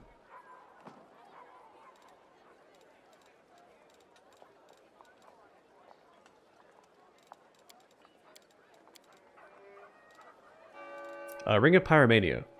Whenever the wearer of this ring deals fire damage through a spell, they deal additional 1d6 plus 5 fire damage. They also get a +2 bonus to caster level checks made to overcome spell resistance. That would be really good for Ember, since she's going for the Ray build. Battle Mage's Headband. The Headband of Wisdom +2 also grants its wearer a +2 enhancement bonus to Charisma score. In addition, whenever the wearer of this headband lands a killing blow with a melee weapon, the next spell becomes empowered, as though using the Empower spell feat.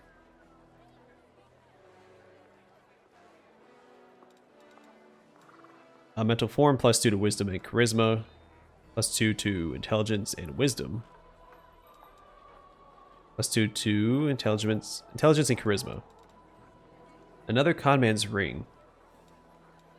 What does Lan have equipped?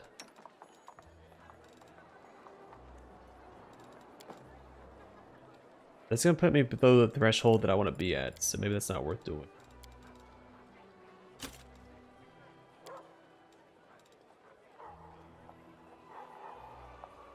It would be really good for him. Cape of Pest Control. This Cloak of Resistance +2 grants the wearer DR5. That's it. Against all swarms attacks. I read Salamander. We've read that before. Yeah, we've seen and read all these.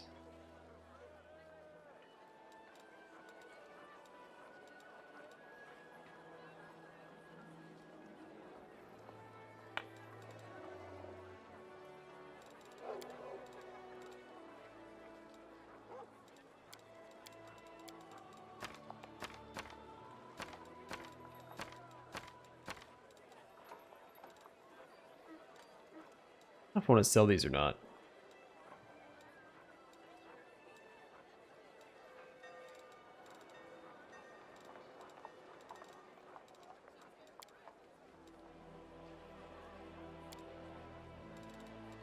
About 700 more gold. Let's see. We probably sell just some generic stuff. Like, we don't need these. Some of these I'm never going to use.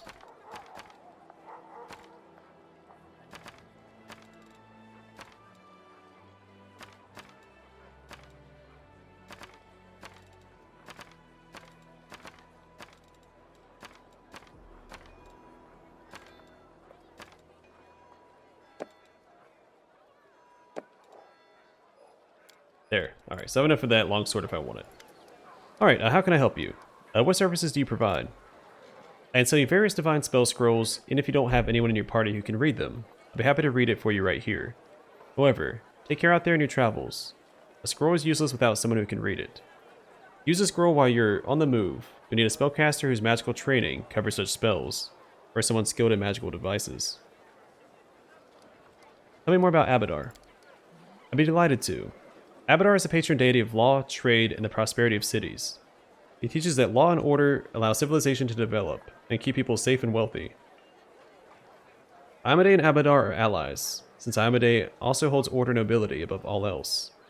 It's hardly surprising to see so many mighty fortresses and wonderful cities in Mendev bloom under her blessing.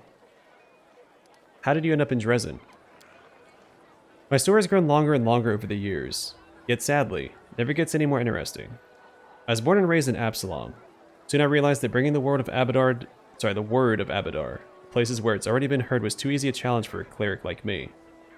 I've traveled all across Golarion since then, watching civilization bring enlightenment to the wildest of places. This brings joy to my heart, makes me feel like I serve my God with my deeds and not only with my words. The tiny barony in the Stolen Lands, that had been my home for a very long time, eventually turned into a strong and prosperous kingdom. I felt that I had to go somewhere else and bring the blessing of Abadar to someone who really needed it. It will take quite a long time for Drezen to recover and become an unfailing stronghold once again. I'll do my very best to help. You're an Aasimar, if I'm not mistaken. Oh yes, I am an Aasimar. Hard to miss, isn't it? I look exactly like my great-great-grandmother, but I'm the only one among my kin to have Aasimar blood manifest so visibly in my appearance. I have to admit that it's a very fortunate coincidence. My Aasimar features are rather appealing, make people trust me more easily. This is a good quality to have for a priestess wishing to gather a congregation. I see you have consecrated the altar of Abadar. So I have.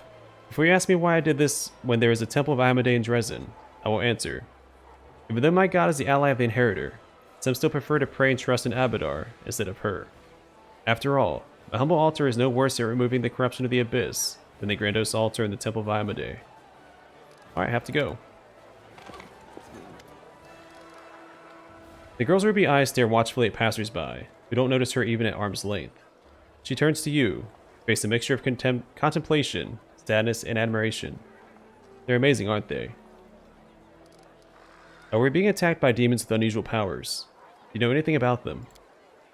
Arushalae thinks for a long while. Finally, she answers hesitantly. Back in Arushalae, there were rumors about terrible experiments that Baphomet and Discard performed on their troops to make them stronger. Here on the material plane, these rumors are embellished with lots of details. Some say the demons undergo rituals required from Zon Kuthon. Others say they feed on the blood of angels or Galipoths or demon lords. So others say there are no experiments, and Baphomet is just bringing back fighters from the future, a future in which the demons have already taken all of Golarion. Is there a grain of truth in any of these ramblings? There's no way to know. Naturally, none of these rumors give any indication of where these demons come from. I'm sorry I can't help. The only thing that's clear is that the lowly fighters in the army of the Abyss are as puzzled by this as we are. What are you doing here? I'm watching. She nods at the city dwellers as they hurry past. I'm listening to their conversations, studying their faces. I'm trying to understand what they truly are. Why do you like to watch people? You know, in my old life, I thought I knew everything about them. I was a master of seduction after all.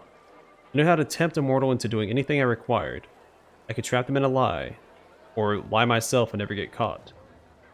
It's disgusting to remember that was my life for many centuries. Now I see I knew nothing. The Demon Warrior probably also considers himself an expert on mortals, because he's killed so many of them. He certainly knows where to thrust his spear for a quick death, where to thrust it for a long and painful one. And he thinks that's enough. My knowledge, it was of the same kind. I ruined many mortals without learning the first thing about them, and I watched them to understand them. Still give my victims back their lives, of course. But still, by growing closer to these mortals, it's like I'm paying back some part of my debt to my victims' memories. Have you learned anything new about mortals? They love cats. Arushalae speaks in a very serious manner, as if sharing an important scientific discovery with you. Then a moment later she smiles to give the joke away. Seriously, have your observations of humans led to anything? I wouldn't want to draw any rash conclusions. I've only been watching them for a short while. But I think I have understood one thing. Succubi have a saying, mortals always lie. If a mortal isn't talking, it means she's busy lying to herself. Now I see this isn't true. You mortals aren't liars. You're dreamers. Each of you creates a huge daydream for yourself, everyone you share your life with. It isn't exactly a lie, because the daydream is your truth. Don't you think you're being a little creepy? What? Succubus blinks surprised. Really, why? I don't mean any harm. I see. Let me ask you another question. Of course, but forgive me if I don't have any answers. Tell me about yourself. I'm afraid you won't like what I'm going to tell you. Where does Succubi come from? You have a childhood. No. Well, yes, but in brief, the Abyss is nothing like the mortal world. Arushalae makes a gesture in the air, trying to find the right words. You remember life since conception. No, wait. You don't remember that part, do you? But certainly you know everything since birth. We do not. Normally when a human dies, the Lady of Graves decides which plane they go to. Most often, those who arrive in the Abyss turn into larvae. You know, the little worms no one notices until you step on them. They crawl in the mud for centuries, devouring each other, and the strongest ones turn into demons. I don't know how that transformation happens. Maybe we hatch out of them, like caterpillars out of butterflies. No, wait, it's the other way around. Or maybe greater demons sculpt us out of them, like so much clay. I don't know what happened to the larva they used to make me. In my own memory, it begins with vague fragmentary images. Terrors, executions, orgies. I remember some poor lad half gnawed by the larva. He was crying and begging to be killed. And I pointed at him, and laughed, and said I wouldn't. He doesn't forgive me. I'm so ashamed. How did you end up turning against the Abyss? Temptation. Arushalae smiles sadly. Strange, isn't it? So many people believe that being good is important, but it's important and unpleasant. And all that's enjoyable and tempting pertains to evil. Even the servants of kind gods often think so, do they not? You have no idea how easy that makes the role of a temptress. Well, it's my great fortune to discover that it's not always like that. Arushalae looks away. My last victim was a priest of Desna, the tender of dreams. As you know, demons do not sleep. Mortals always compare their greatest moments to dreams. So I decided it would be interesting to see for myself. While I was at it, forgive me, goddess, mocked Desna. This priestess lay in my arms, dying of my kiss.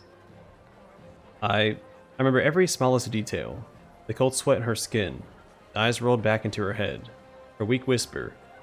It's so difficult to recount. Well, I dove into her mind to see what mortal dreams were like, but the goddess saw me in her realm, and it turned out, I remained there far longer than I had planned. What did Desna do to you? As a punishment, she gave me mercy. I often think, why me? She could easily have blown me away like smoke, with a flick of her finger. The gods rarely trouble themselves with the lives of mortals, even less so with demons. But for reasons of her own, she paid me special attention. She woke in me the memories of the sinners whose souls were used to create me. All those humans. I knew nothing of them until Desna showed me. Each of them had their own dreams, and a world without pity trampled each of them and placed them on a path that led to the Abyss. The memories. All their hopes and pain. I'm sorry. It's hard for me to talk about this. See tears well up in the succubus's eyes. Arushalae wipes away her tears and continues. The most important thing I realized was that every mortal is a little world of hopes and dreams. Now, although I might be a succubus, I didn't have to live forever with those beastly, boring pleasures and tortures of the Abyss. I can be free. I can be myself, but I can understand who I am. You don't know who you are. What of you? You know who you are. Are there many mortals who can make that claim? While returning me to the mortal realm, Desna whispered something to me. I can still hear her words. She asked me, and what do you dream of? And I don't know. I still don't. You see, demons are simple creatures. Arushalae purses her lips. Each is guided by 2 or 3 strong sins. Before my conversion, my sins were all I was. All of desire without anyone behind them doing the desiring. Desires for sex, for flattery, and food. But now I have me, and it's amazing, but it's so complicated. Arushalae makes an apologetic gesture and smiles. So what did you do after Desna converted you? I traveled. In the beginning, I thought it wise to keep away from demons and their temptations. Run off to Absalom, or perhaps even further to another plane. But then I realized I didn't deserve freedom yet. The Abyss was still in me. It called to me, tempting me, seducing me. If I ran away, I would soon return to my old habits. Arushalae forces the words from her mouth. That is why I came here, to join the war. To remember who my enemy is. To defeat the demons, not just for the mortal world, for myself as well. Because if I don't kill my past, it will always be reaching for me. I'm a wonderful liar. I'm no longer proud of it, but it's still true. The demons never suspected my treason until the very end. I lived as a spy, regularly reported back to the priest of Desna whatever I learned. Naturally, I conceal my identity from them as well. I would never have been caught. When I learned that Iscari is planning an attack on Canabris, there was no time for caution. I risked everything to warn you, and paid with my freedom.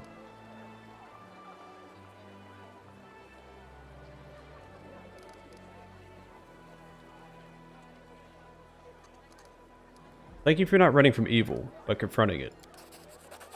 Yes, I'm glad I did. But, you know it's hard. Evil calls me back, every day, when it's so close. What if one day I grow tired of fighting?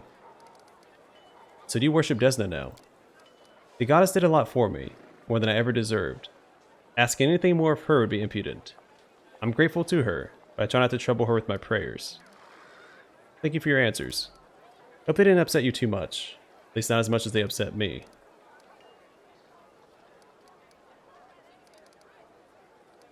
Tell me about life in the Abyss. I can't tell you about all of the Abyss. I've only seen a small part. If you like, I can tell you about the Midnight Isles and Arushalae. Tell me about the Midnight Isles. In the ocean of Ishiar, not far from the mouth of the river Styx, is a chain of islands. This is the realm of Nauticula, the queen of the succubi. There is no sun there, only a moonlit night, alternating with a moonless one. Each of the islands is one of Nauticula's trophies, remains of a powerful entity that perished at her hands. As you see, now take a step in the abyss without treading on corpses. Tell me about Arushalae. The Porphyry City is Nauticula's capital. There's no city like it in the mortal world. Absalom is a village in comparison. Millions, I don't exaggerate, millions of demons and mortals live there. Some come voluntarily, not only from Galarian, from other planes as well. Nauticula keeps an open boundary, enjoys having many guests, merchants, and travelers in the city. Some arrive in chains. The slave trade is the most thriving business in the city. From afar, the city may seem a merry place. Many of its dwellers do enjoy themselves, till it's their turn to become someone else's toy. It's a city of suffering, Don Quixote, of cheerful, festive torments that everyone in the city conflicts on those around them. What are some of the places of interest in Arushalae? The heart of the business quarter is the flesh markets, where the slave trade takes place. I grew up in the mansion of Lady Velexia. Her house is always full of guests doing their best to entertain her. Those whose performance is not to her liking risk remaining at her house forever. The main attraction of the succubi city is, of course, the brothels, the 10,000 delights. I need not tell you what they offer, if you can imagine it. Someone is selling it. Not far from there, you can find the Harem of Ardent Dreams, which serves as a sort of city hall. Chimera, Nauticula's right hand and mayor of Arushalae, receives her visitors there. Those who prefer the bloodier sport, there are many arenas in the city. The most famous of them is Battle Bliss. Battles run continuously, without breaks and without rules. It doesn't matter what trickery you use to win, it only matters how much fun the crowd is having. And above it all towers the House of Silken Shadows, Nauticula's palace. Hundreds, thousands of towers and domes, adorned with jewels. There are legends of what happens inside. Many have striven to experience the delights of the Succubi Queen's palace, forgetting that it was built for her pleasure, not theirs. And what can you tell me about Nauticula? She's called the Lady in Shadow. They say that she was the first succubus.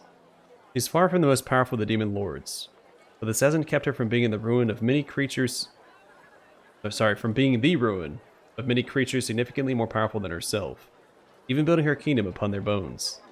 They say that, like Lamashtu, she strives to turn herself from a demon lord into a true goddess. She enjoys killing, but her favorite tools are seduction and deception. She only stoops to crude violence when there are no other games to play. Even then, she backstabs from the shadows. Her favorite weapon is a crossbow, though a silk garrote would suit her better. If you should ever meet her, do not believe a word she says. Do not fall for her provocations. Do not try to beat her at her own game. And most importantly, remember, the worst mistake anyone can make is to underestimate her. Thanks for the information. I'll be happy if it helps. May I ask you a personal question? The kind of question a mortal might ask a succubus. You want to talk about sex? Arushalae looks you in the eye. Ask me anything, but I keep secrets from you. But don't expect to hear anything lighthearted or pleasant. The kiss of a succubus is deadly, isn't it? Not just the kiss. Any caress of any kind sucks the life from mortals. And there's nothing I can do about it. Arushalae touches her lips ever so slightly. For mortals, tenderness is tenderness and violence is violence. I don't know what it's like to kiss and not inflict pain. I just hope my observation of mortals will help me understand. Young lovers, old spouses, even what mortals condemn as promiscuity, to me it all looks like something amazingly human.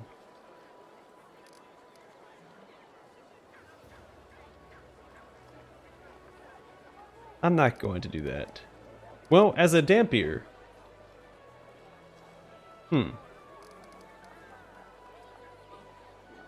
Wait, you mean you don't just watch people during the day out in the street? Well, I never touch anyone. I never harm anyone. I just watch and listen. Is that bad? You must respect others' privacy.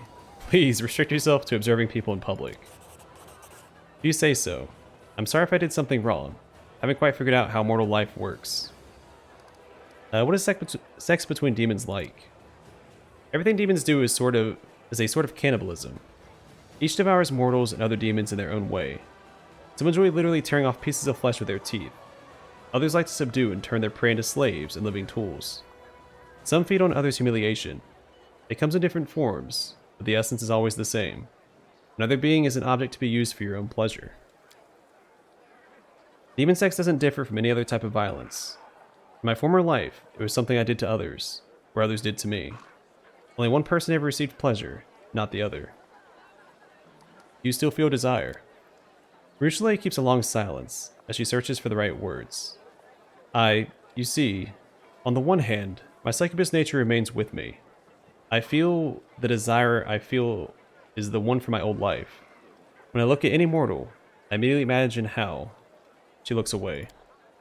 But that feeling, that desire, it's not what mortals feel. When you like someone, you don't ponder how good it would feel to drink their soul, do you? You think about how good it would feel to be together. Together, you see. You know how to want someone, and at the same time, not want to destroy them. For me, it's always one and the same. True despair rings in Arushalae's voice. I'm not even talking about love, just the common mutual affection of mortals, when they're not poisoned with violence. Now I know that I've never felt it. It's hard to imagine how it's even possible. Love is a wonderful feeling. I believe you'll be able to experience it someday. I hope so. It's just that... The girl puts her hand on her chest. I don't deserve it. Who would dare love a predator from the abyss who, by her very nature, is unable to return those feelings? I do not lose hope. One day you will find someone to teach you how to feel. See, alright, so I do plan on pursuing a romance with Queen Galfrey. I think I'm doing it right. I guess I could pursue a relationship with her as well. I think a Dampier romancing a succubus kind of makes sense since I'm immune to negative levels. Well, not immune, but they don't affect my stats. So let's do this. Gently touch Arushalae's fingers. I believe in you. I can help you if you'll let me. Your fingers briefly touch the succubus's heated skin. She anxiously jerks her hand back. Her eyes shine with fear, hope, and something new, fragile and tender. Something that makes her look surprisingly like an embarrassed mortal girl. I will. You know, a drop of vital energy is a small price to pay for your kiss. Don't joke like that. For me, it's not a joke at all.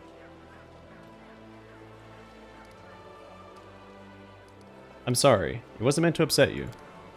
Never mind, just try not to tempt me. You know, it's hard for me to control myself. Thank you for being so open. Ursula nods without saying a word.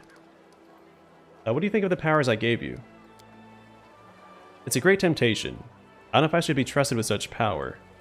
I certainly wouldn't trust myself with it. When you have so much power, it's easy to decide you're a god, and mortals are your toys. Perhaps I should wait until after we defeat the forces of the Abyss.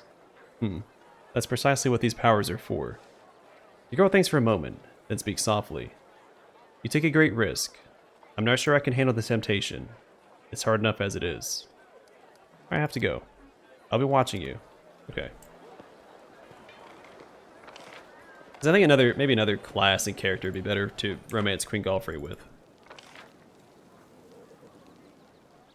Reinvigorate the land.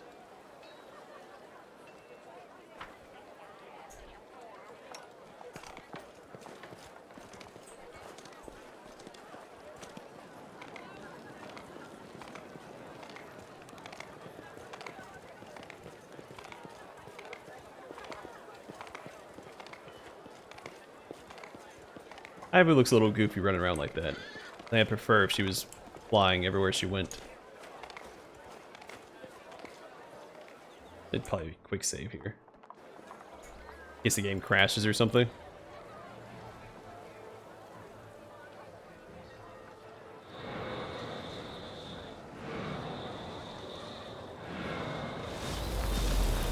Can't even see the tree.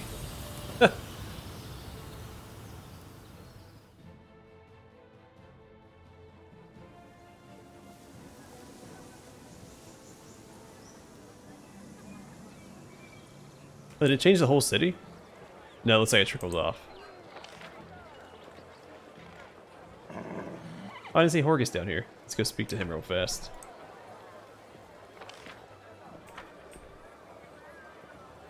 Ready for anything.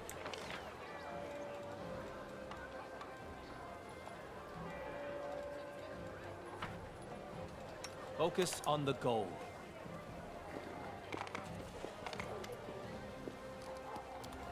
Oh, here we go. Are you aware of my special powers? People say a lot of things about you. They say that you can make the burnt soil of the world bloom with a single touch. The very image scares away the demons and makes their strongholds crumble. They also say that you pick your allies from among the rabble because it is your sacred duty to try and redeem them. Perhaps I put it too broadly. Let me explain. People see your power, and they also see that you are different from the other, more righteous paladins. You are softer, brighter, a bit frivolous, if I may. They see that you have a little respect for rules and restrictions, and that gives them food for various thoughts. The Crusades have never seen a commander like this before. What if not all the changes, and people, you brought here for the better? Given these sentiments, I'd be very careful, if I were you. It is very easy to get carried away with your games, turn the army into a farce. I wouldn't worry about that. Prepared.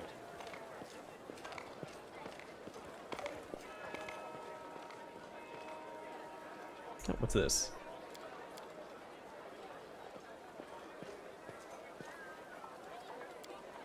Oh, this is these are backers, right?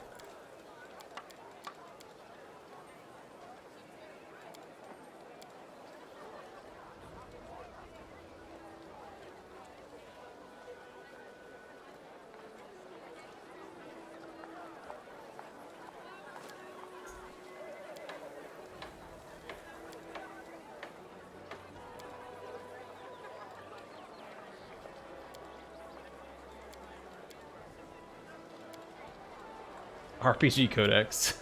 I recognize a couple of these. So my name's in the credits. I don't think my name's gonna appear up here. That is not far. I think this is for a different, well, maybe. They don't look like they're in alphabetical order.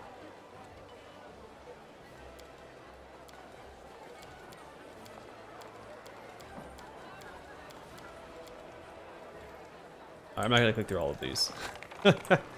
My name might be in there somewhere. My real name, not my YouTube name. I thought I did my YouTube name. Oh, bring it Don, but nope, I'm one of the Donalds. In there somewhere. Alright, let's go inside, wrap up the exploration.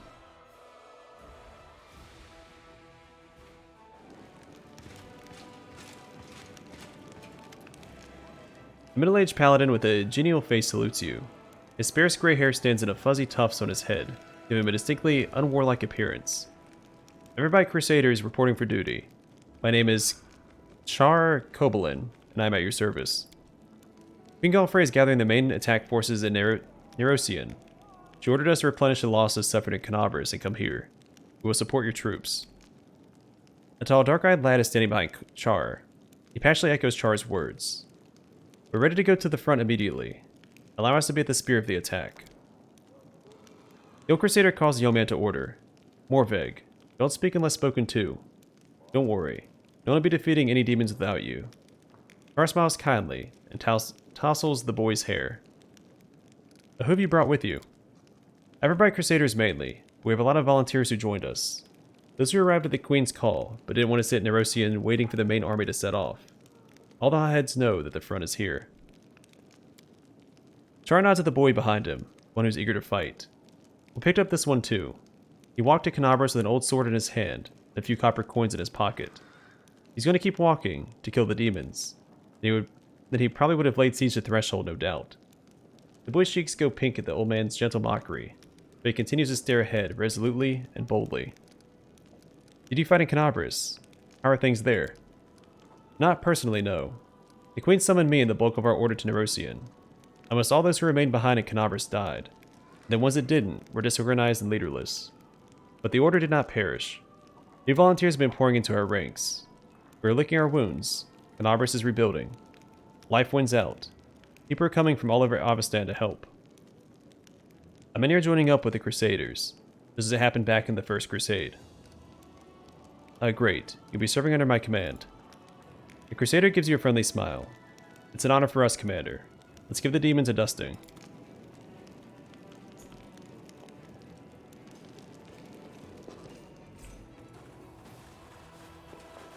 Oh, my mount's not in here. Just Ivu. I know the way.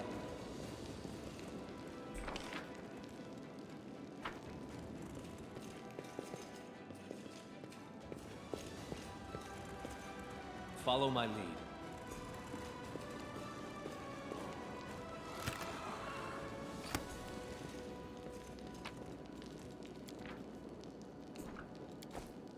As it should be. Oh, the mirror actually works. Well, for Ivu No anyway. mistakes. There I am. Cool. They used to be a technical marvel back in the day.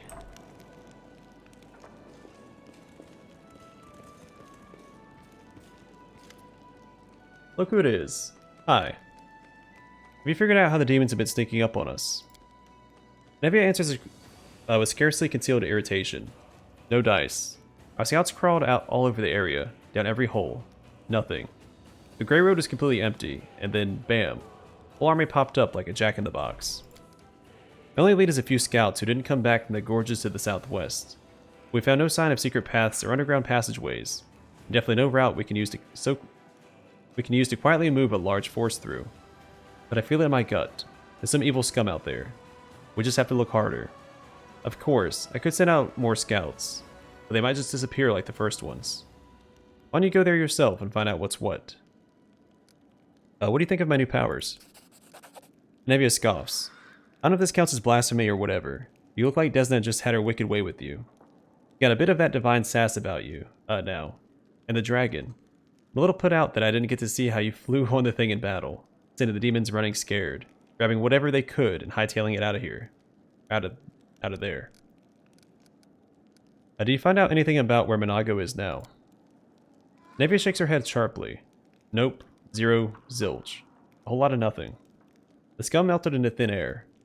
Soldiers saw her jump out the window, run through the square in front of the Citadel, and suddenly disappear. We haven't heard anything from her since. I don't like it. I'm telling you, this is bad. First of all, her kind don't just give up. We can't see her. I mean, she's setting a trap for us somewhere we won't expect. I mean, it would be great if the demon lords just gobbled her up for all of her failures. I think that's too much to hope for. But that's not the worst part. We have a more interesting question, you know?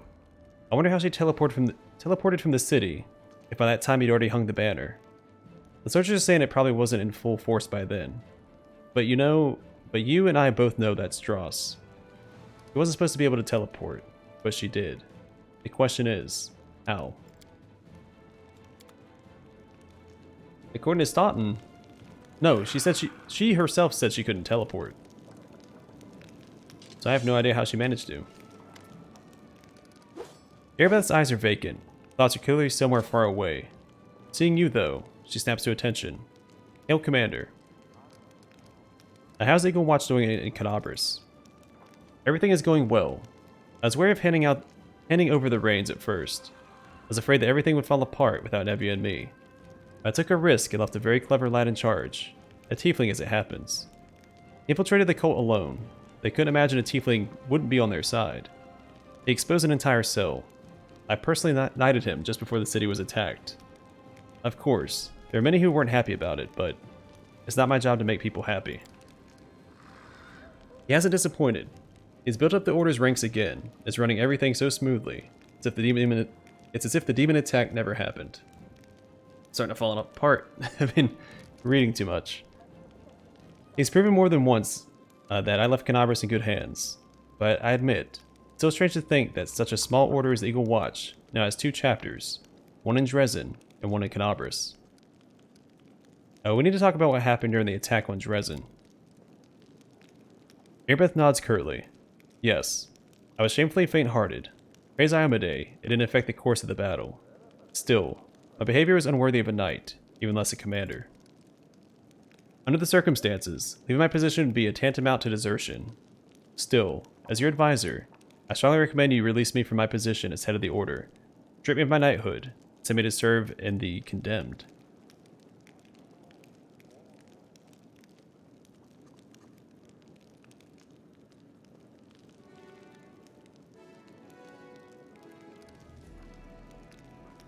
I'm not failing any of these, so... Well, who will lead the Eagle Watch then? You know I have no one to replace you. The Eagle Watch. My pride. My creation. How could I ever think of giving up? How many cultists have we destroyed? And how many remain, right under our noses? Half-Orca salutes you sharply. For a moment, you once again see the Erebeth who is ready to protect the Defender's heart to her dying breath. Thank you for still trusting me, more than anyone else does in this crusade. Even more than I trust myself. Despite your words, Erebeth obviously still feels unworthy of her commander's rank. Changing her mind will require more than platitudes. Perhaps you can bolster her by appointing her to a position where she can work more closely with rank-and-file soldiers, those whose faith in their commander remains undimmed. So, the reason why I initially opted into the beta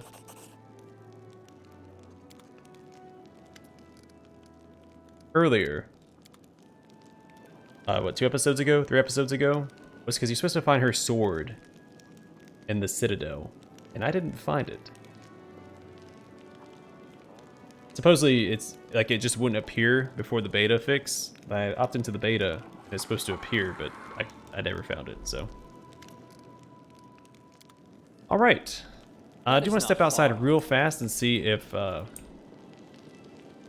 Char is out there to speak to. And then we'll come back in here in the next episode and... Oh.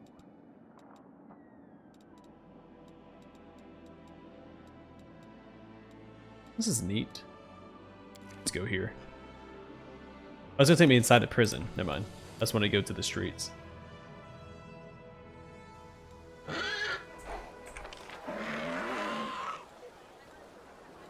Alright, so there he is. Oh, that's convenient. I'm a little close.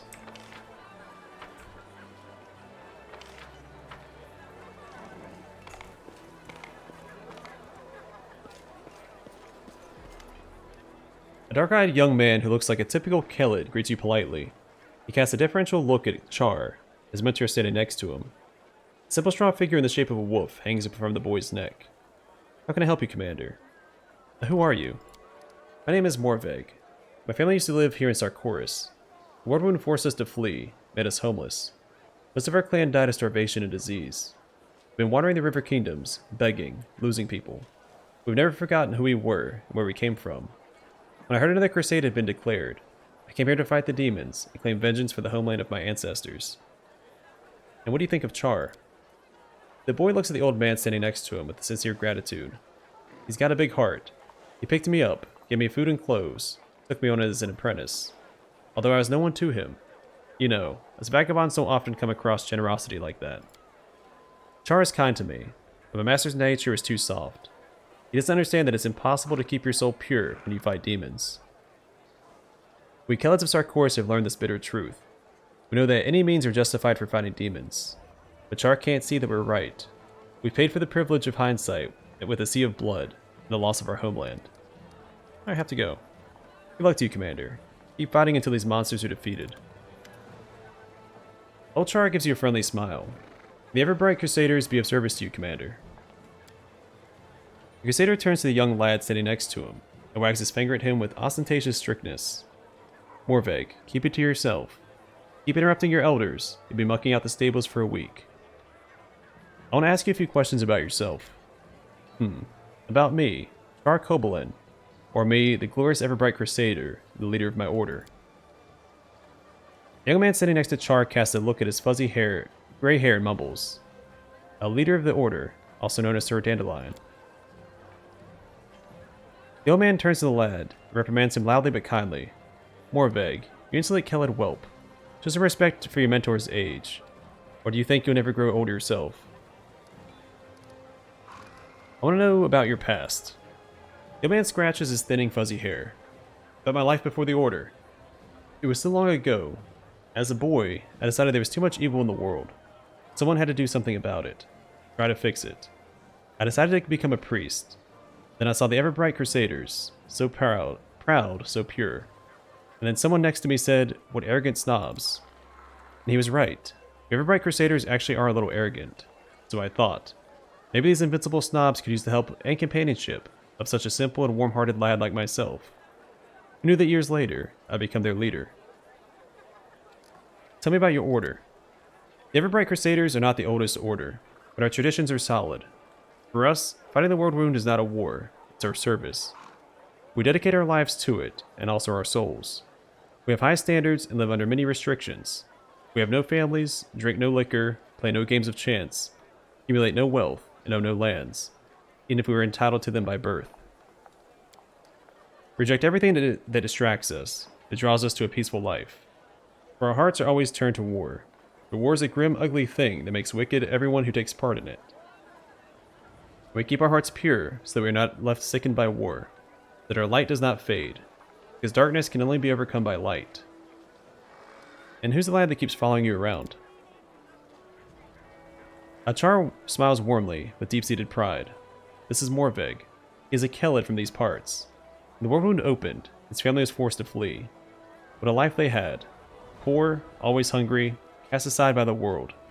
When they did not have any bread, they fed on rage and vengeance.